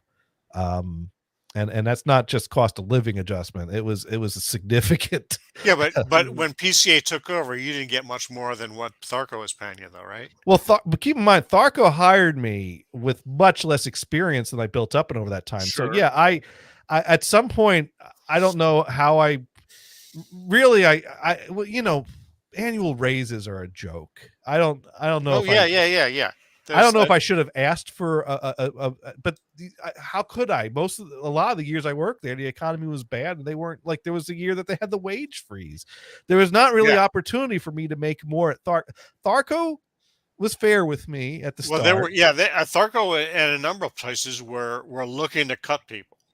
Yeah, and so I will say In fact, one of your predecessors got caught, which was sad because this guy knows what he's doing. And then they brought me in. Well, that was their he knew what he's doing, and then they brought me in. Right. Well, they let go of the guy that knew what he was doing. So right. No, that was a self-own right there. Is what that. But yeah, no.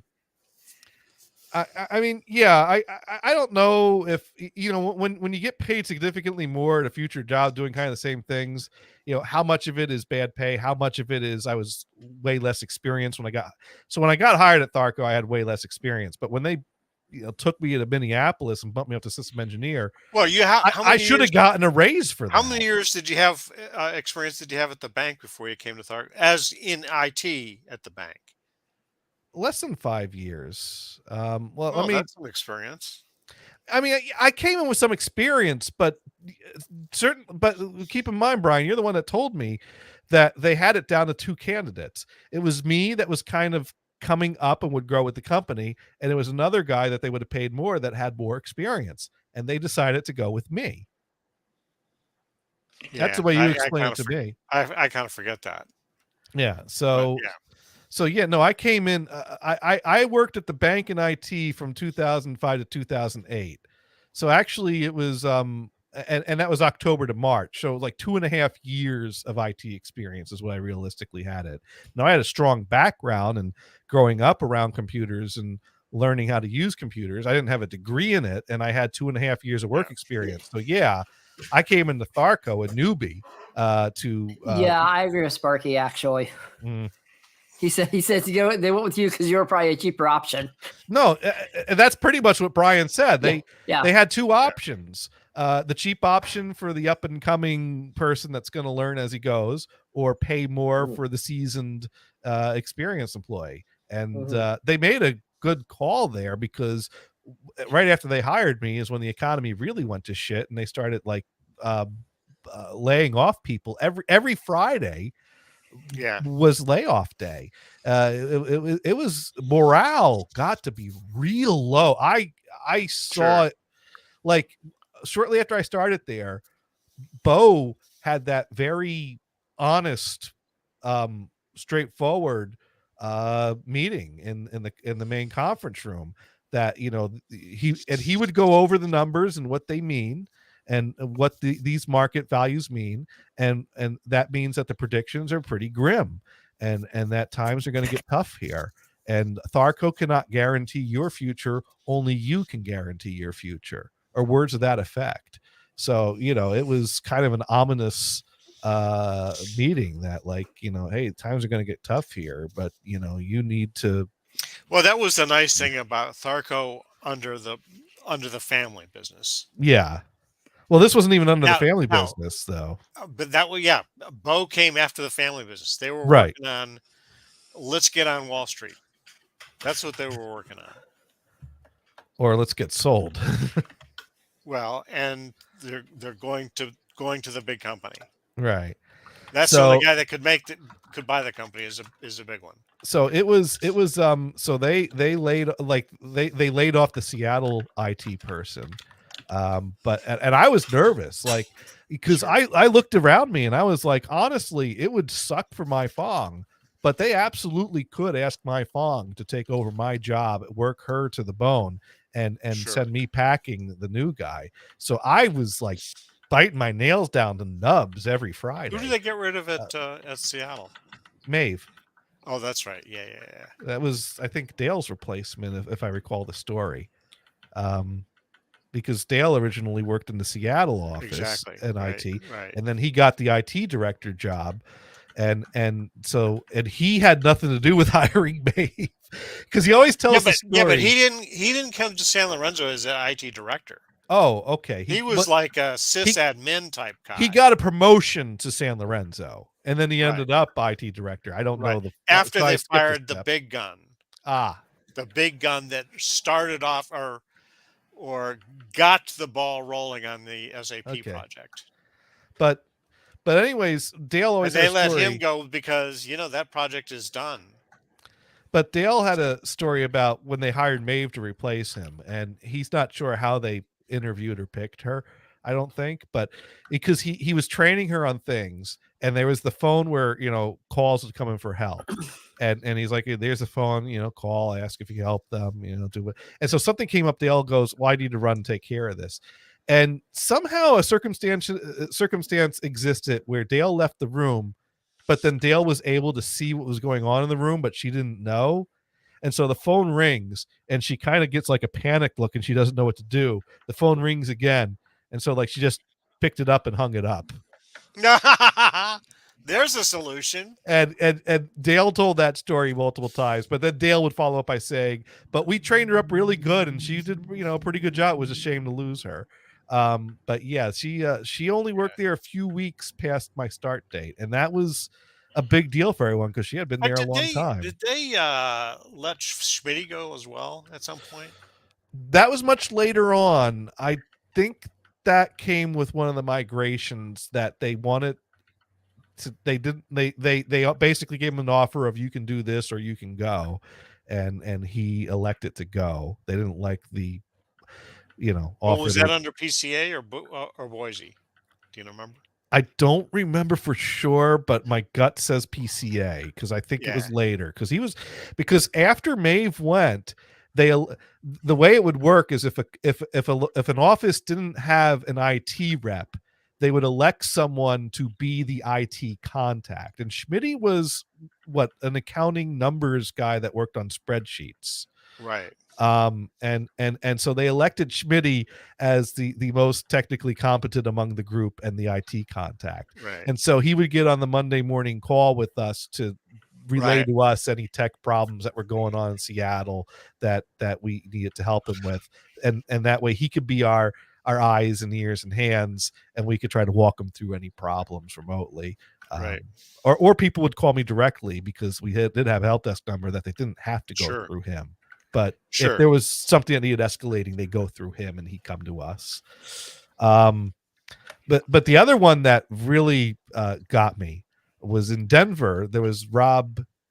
I almost wanted to say his last name, but I probably shouldn't give out last names so worthy, especially since I don't know what exactly happened. But I think Rob got shit canned because I went on vacation and I came back and he was gone. And then like 6 months later, a phone call came to me asking me, hey, do you have any like e-waste equipment that you could sell to us, or any like phones that you don't need that you can sell? I'm like, who are you? He's like, well, I used to Rob Tinnen used to be my contact, and he'd sell me the leftover equipment. And so I said, oh no, sorry, I don't have anything like that, thank you, bye. And I went to Dale and I relayed that to him. Stop. And Dale said, don't you get any ideas?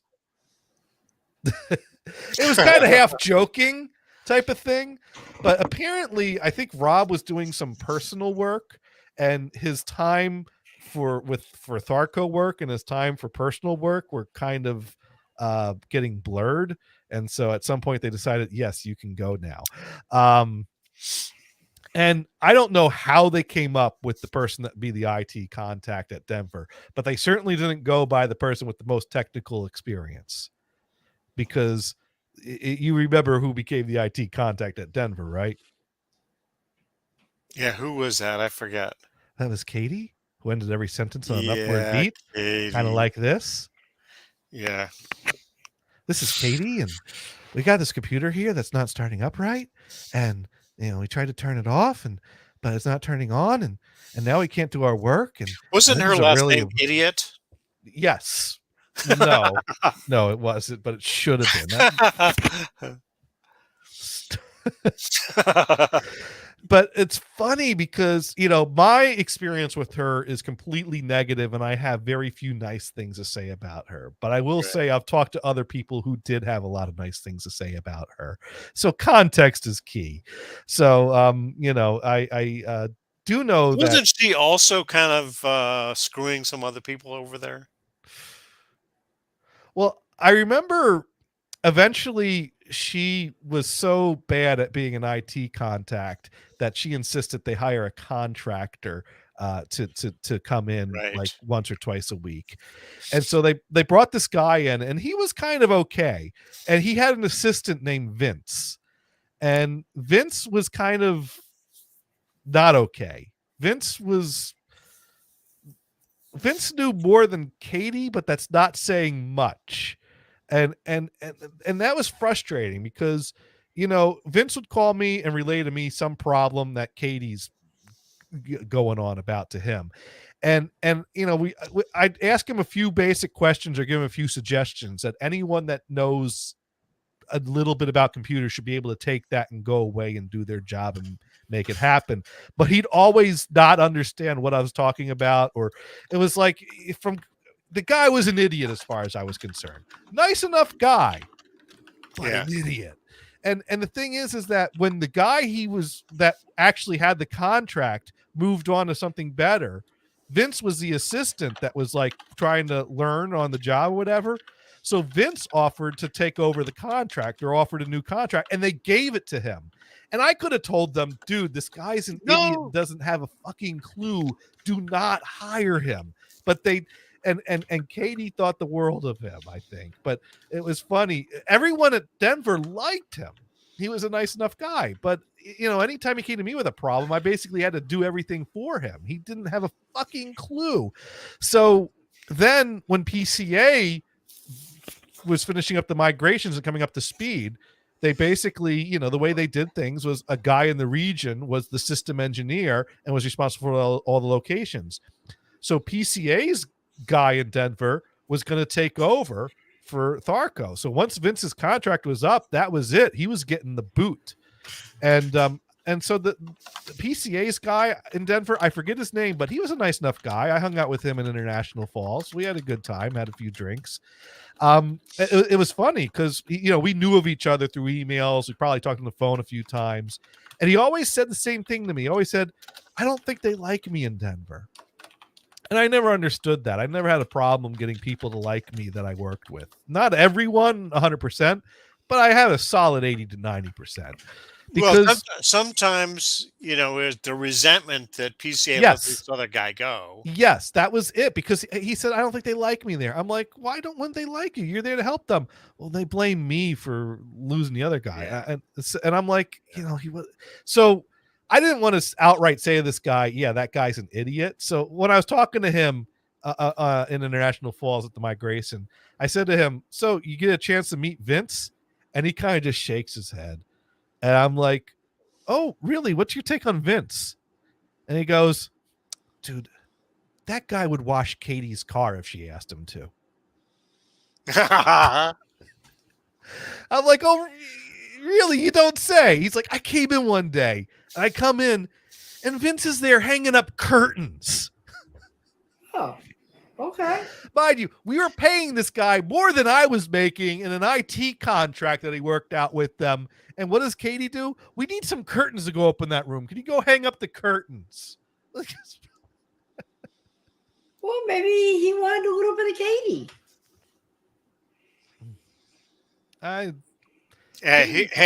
He knew who was signing the checks. Yeah, right? yeah. No, that's the thing.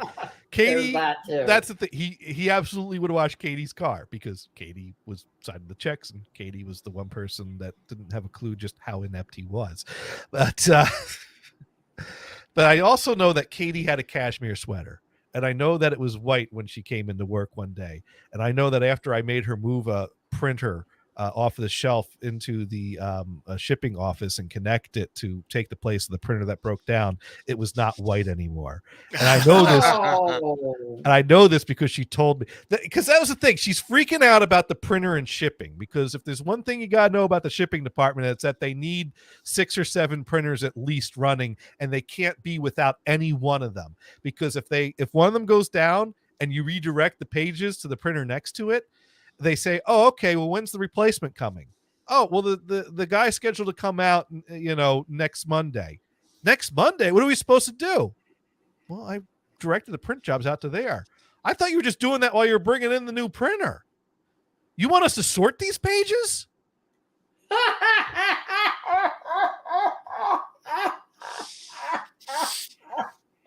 Oh my goodness. Shipping cannot handle having the same type of having different types of documents come out of the same printer.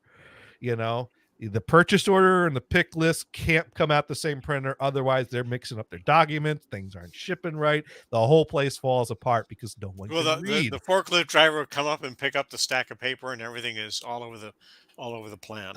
Well, to get someone over there to sort them. I don't know. So the thing is that the only. So either I'd have to rob a printer from customer service and redirect their jobs, because customer service don't care about sorting things. They just care about a few extra steps over to the other side of the room. So they would not complain as much. Or there was that big S5SI that we had in our little lobby area we first walked into the IT section. But that printer was a pain in the ass to wheel somewhere because it was a behemoth. But so one day a printer goes down in the shipping department in Denver, and Katie calls me up and goes, "This is Katie, and the printer number 5 in the shipping department's gone down, and it's given this kind of an error code." And so I walk her through a few steps, and it doesn't come up, and it's like, okay, well, you need to put a call in for printer service. Do you know who your printer service person is? Or whatever. She takes care of that. Okay, but they need a printer to print here. I'm like, okay, well, I think you have a spare printer in your storage department or your storage cage or whatever. And so she finds a printer, and I remember, this is hilarious. I am on the phone with her. I am in San Lorenzo, California. She's in Denver, Colorado. And she literally asked me the question, "You want me to move this printer from the storage area to the shipping department?" No, I'll be right there. What the hell do you think, lady? Are you wearing that cashmere sweater again? The white one? Well, after she moved the printer, that's when I found out about the cashmere sweater. Oh, okay. I don't think it was ever white again. Because my answer to her was, I don't care how it gets from the storage area to the shipping department. I just need you to make it get there. I can't get on a plane and come out there to move it for you. But don't you got people there? Apparently at that point she didn't, and she messed up her cashmere sweater moving this print. But I think after that she figured out. I think at that point she decided this wasn't going to happen again. And I know any other time I asked her to move a printer, she had some guys lined up that she could see. At least my phone would have a lab coat, right? Yes, my Fong moved plenty of printers, and let me tell you, my Fong was smaller than Katie. But she got it. I should have used that. Yes. I should have used this. Remember the Southwest plane story I have about my Fong? I forgot. So the best seat in a Southwest airplane is the row next to the emergency exit, because the row next to the emergency exit is lined up in a way that the spot next to the exit is vacant, and there's only 2 seats in that row, and they got a little extra room.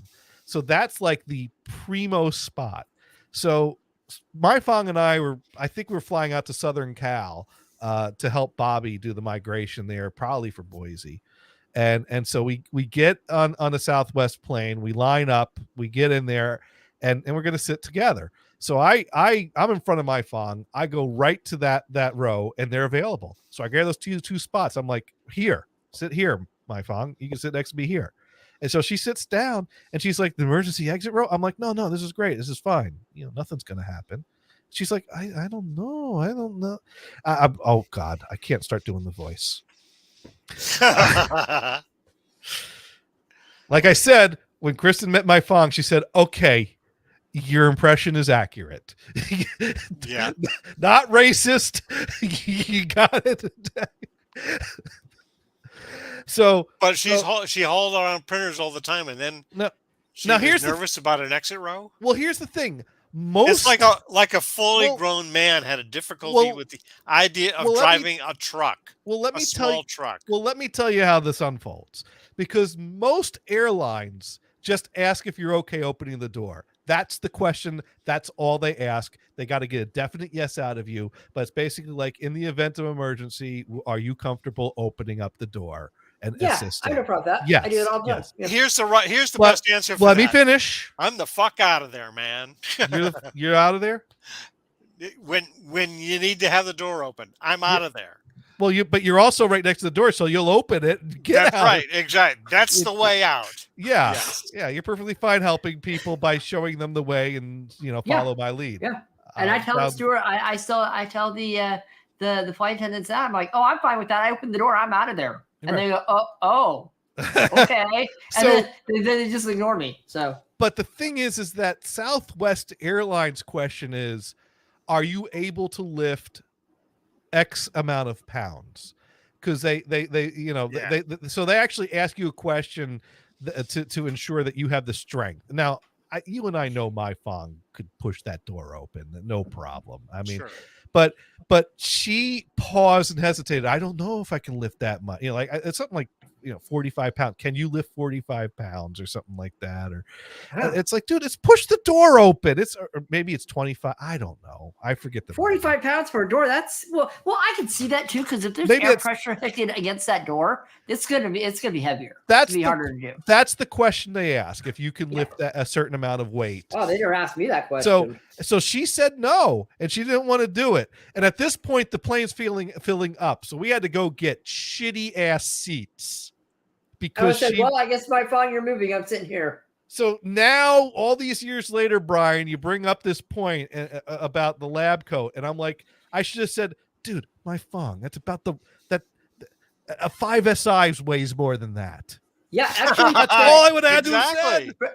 Yeah. You've Gators, moved are you talking those all about the the time. you talking about the HP LaserJet 5SIs? Yes. Yeah, those aren't that heavy, dude. I used to lift those in the laps all the time. Those aren't that bad. Now the nice thing is they were on wheels. You can't push them, but they're not that heavy. They're about 50 pounds. Well, they're on wheels if they're on a thing that's on wheels, but the printer itself lifts off of that. Well, and sometimes you have to move they it are from a they are table much bigger than onto the cart. Yeah, right? they're just they're awkward. huge. They're just awkward to carry. They're not that heavy though. You know what? This is what you do. Empty the paper trays. There you go. No, what? The paper trays are underneath. Well, still, it's easier. It's not that heavy. Sure. Yeah. Sparky Toaster writes in. Johnny was like, "What the fuck, my Fong? Why? Exactly. Yeah. At least it was a short flight though. It was just a San Fran to LA. Yeah, those are like 45 flight. minutes. Yeah, not a big. And we still found seats together, so it wasn't that filled up by the time this unfolded. Sure. Because I guess you're moving my phone because I'll open the door. That's fine. I should have said And bye guess what? bye. I got a free seat next to me. Woohoo. All right, you have fun in the middle seat back there, and I'll I'll be sitting right here. I'll be I sitting have here tons thinking of you. Hang I on. have tons of leg I room. will be back. You'll be back. Okay. Yeah. Yeah. Bye. Oh man, we've run over. Well, We when he have. comes back, we'll wrap up. Man, so yeah, that was damn. If only I thought of that, because I'm sure that if I said my Fong, that's not the 5SIs are heavier than that. Yeah. I think she would have gone, oh yeah, you're right, I'll be fine. I Yeah. think that's all I would need to say. I wish I thought of that now. Oh my god, that's my big regret in life. Wow. You know what? If that's only the regret in life you have, that's pretty good. Yeah, my big regret in life is not coming up with the printer analogy so that my Fong would have let us stay in the exit row of that plane. That's my The big heavy regret. ones, Gators, the heavy ones are those Xerox ones. Have you ever tried to lift the Xerox machine off No. off the thing and try to put it back up?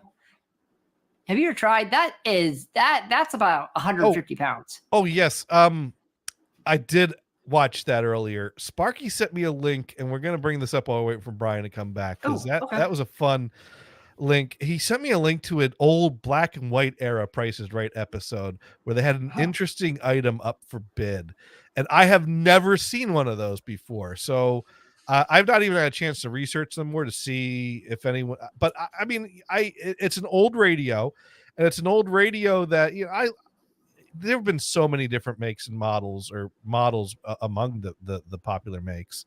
I mean, it's an RCA unit or units. And RCA's made, there's no catalog or database of all the different models of antique radios that RCA has made or Zenith has made. And that's the thing I find baffling, that no one's got like a catalog or a definitive list. And it's just like you see so many different things out in the wild that it's like, how many different models do they make? But this is unique.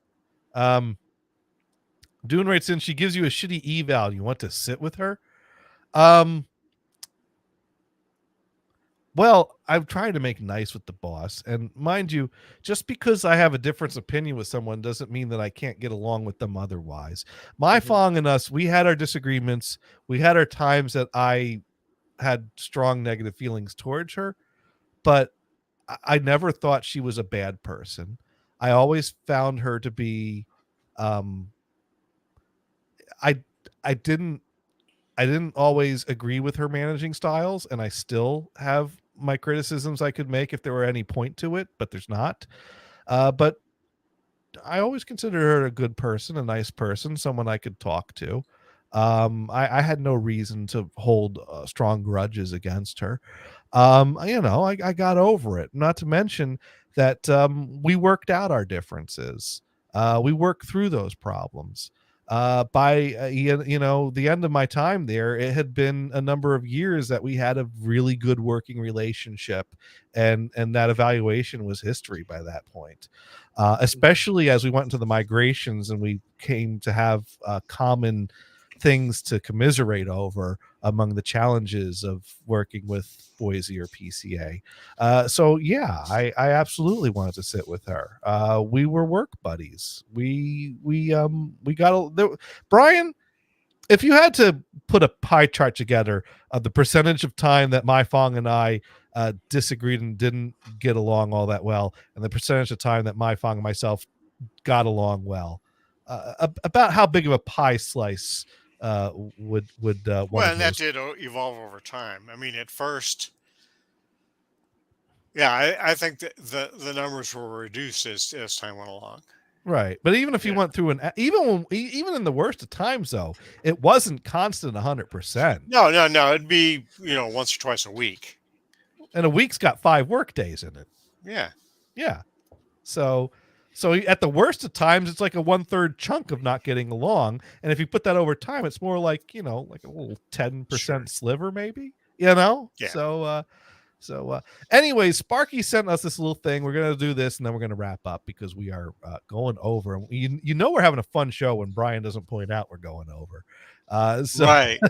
Right. And if I do say anything, then people are going to give me shit about it. Oh, well, it's fair enough. Brian, we're going to give you shit no matter what. Exactly. Yeah. How is that different? Exactly. So anyways, I have never seen this before, and I'll have to do a little research to see how I would imagine they're not that common. They probably didn't catch on because I've never seen one in the wild or browsing through things. So I don't know how rare these are, but it's kind of cool. Over. Now, I know if tonight, four people nuts. Need to compete for the prizes of a lifetime. Wait, I hit the wrong button. The price is right. I hit the wrong button and started over the video. Let me do that again. Stupid keyboard. All right, let's. Yeah, it was on the keyboard. Over. Now, I know you've probably all been wondering about those 3 wine barrels that are sitting on stage. So here come our 3 girls right now. 3 wine to show barrels. You what they are. And here's Don Pardo to describe the first item going up for bids on The Price is Right. Donald? Television, hi-fi, and record cabinet. 3 barrels on legs. The first barrel barrel contains an RCA Victor portable 17-inch TV set, the Campaigner Sportabout model with built-in telescoping antenna. The second barrel contains a hi-fi unit equipped with a 4-speed record changer, 12-watt 4-speed. amplifier, and a 12-inch speaker on the side. The third barrel has record storage space to complete this unique custom-made trio of home entertainment. We need All one of made of those. solid oak with solid brass fittings. Price authorities: Farmer Furniture Company, New York, and RCA Victor, Camden, New Jersey. So it's a Thank you, Dr. collaboration Brown. between a Ensemble, Mrs. furniture Bronner, as company and usual, We start RCA. with the champion, so open it anywhere you want, sir. We'll have $50 minimums that needn't concern you. Well, I'll start right at the minimum at Okay, $50. $50 it is. Miss Katzman, to you. 100. $100 to Mr. Norland. I bid 200. $200 to Mrs. Schroeder. 275. 250. So we're back to you, Mr. They had to Bronner. go You're at least 50 top over two and a the half. previous, I I think. have a lot of records to play. I could use those. I think 300. $300 to Miss Katzman. I'd hold. Say That's too much. 550. $550, Mr. Wow, Norland. that's way too much. You go 6 without batting an eye, Miss Schroeder. 650. Mr. Bronner, we're back to you. You're at 3. It's too much. 740. 740 and $1. minimums are 50, Miss Katzman. I'm here with you, sir. 849. 849 is the bid, Mr. Norland. They got you You back. say 900, and thank you for evening it out for me. Miss Schroeder, you're 650. Top is $900. This is your last bid. 950. 950 is the final. Mr. Bronner, you're 740. 950 is top. This is your last bid. I'm going to stop right here. Okay. Miss Katzman, you're 849. Top is 950. This is your final bid. I'll freeze. Mr. Norland, you're 9. Top is 950, and this is the final bid in the game. 1,000. Even 1,000 and it's over. All right, done. The bid. All right, so Mars, you think they're all way too high?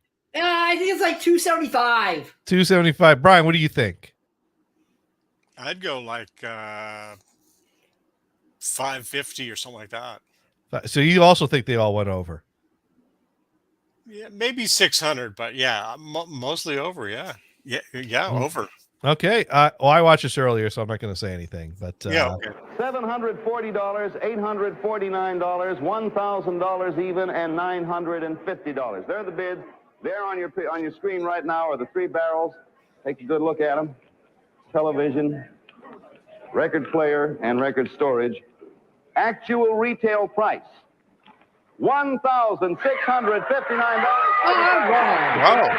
Okay. Goes to you. yeah, Dang. that was expensive. I mean, that's back then. Do you know what years that was? That's a good question. That was in the black and white years. Probably like 55, Um, 60. Well, that's about 65 when they switched over. Yeah, Depending well, on the show. yeah, well, it's in an era of 4-speed changers. So what 78s were still a thing into the 50s, and that's when LPs are starting to come out. So probably, Oh, they're well, Is there more information under the? well, let me take a look at what Unreleased. years The Price is Right with Bill Cullen aired. So that'll give us a range. So let's see. Let's see.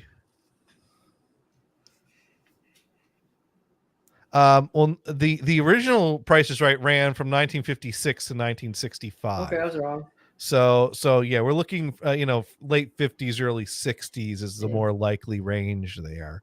Yeah, So it gives you a ballpark, $1,000.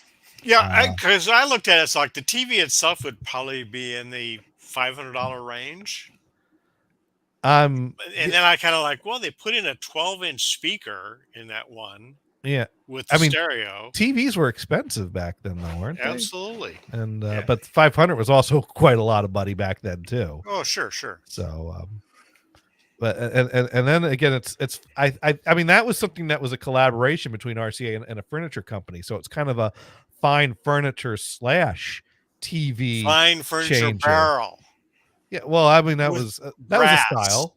Yeah, with brass. Yeah, That was a So- style. I guess it's even older than me. I guess it is I'm not saying it was a successful style, but it was an attempt at a style. It Yeah. probably appealed more to I guess they were trying to appeal to a crowd with money to spend on something that looked. But then again, even without the barrels, stuff back then I looked think the nice. barrels were cool. I mean, I think they were cool, but radios back then were made to look nice, even so. Sure, So, sure. but certainly the more expensive radios had fancier cases with inlay work and stuff like that. Yeah. So getting the barrel of brass fittings, that's certainly going to add to the expense beyond the radio and TV itself. Right. So yeah, that kind of, you're buying two things there, a piece of furniture and the electronics. Dune wonders where they are now. They're probably dead by now, dude. The barrels. Oh, He didn't specify. Yeah, so I wonder, you know what? Let me see. RCA TV turntable barrel. Let me see if that comes up with any results, because let's do an image search, see if another image of those come up. I'm coming up a little. I'm gonna do a little digging around for those, but yeah, I had never seen something like that before. I don't know, I might have to post that clip around to some of the collecting circles, see if they've ever seen any of those. That was an RCA Victor 17-inch TV. 17-inch portable TV, they called it. So I guess it would come out of the barrel. I mean, the barrel was really just a shelf for that. I mean, the components would come out of the barrels, so they were built so that you could take them out of that and put them in another case if you want to, or take the TV portable with you. Anyways, we need to look for someone to raid, because once again, this has been another fun-filled edition of Insert title here. and we do try to be educational here, and I think we've all learned a whole lot. Sparky writes in, portable, all 75 pounds of it. Well, it's about as portable as the compact portable. Maybe Right. more portable than that. Yeah, 17-inch TV, you put a handle on it, you could lift that up and go somewhere with it. Racer learned that Sir Mars is telling of the tree, the popo goes yo-yo. Yeah,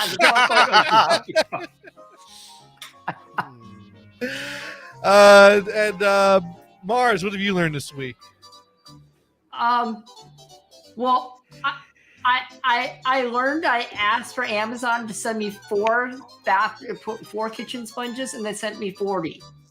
So 40? I have 40. So I have enough kitchen sponges to last about 5 years. And Brian, what have you learned this week? That there was a time where they thought that electronics in a barrel was fashionable. And Sparky learned that my phone couldn't lift that portable TV. Talk about mixing stories. And I learned that in Mars is telling of the tree story, it was Genocide Rob that said all the dumb lines. So That seems fitting. yeah, I think we're gonna have to keep it that way now. I'll just have to go back and edit all the past tellings of the story to match. All right, we got to find someone to raid. So let's see who is live now. Because sometimes it's getting hard to find live people at this time. It's I mean, the Geck is live, but I don't even know that he acknowledges raids. Or let's see, Mira's in a pool hot tub. Your old dad's just chatting. Cooking without looking. Let's see, Ari at home does music. We might want to check that out. By the way, Hannah Rebecca. If you do a search for electronics in barrel furniture, Yeah. and look at the images, there's a shitload of stuff. Ah. We will find it eventually. Oh, you know who's live right now? The Deadpool show is live right now. No, yeah. Yeah. We should go raid Deadpool. So, all right, let's go ahead and raid Deadpool, and we'll be back next week, same time, same place, and yeah. So I have no plans next week, and that should keep me away from anything. So here we go. Sparky's not going to Deadpool. Oh, Oh, well, Ray Rachel's live, so you can go there and tell her we said hi. And and the rest of us are going to go to Deadpool. All right. There we go. And good All right. night. good Bring a times. corn dog. And we've rated. Just saying. Just saying. Oh, that's why he said muffles. I forgot. Ladies and gentlemen.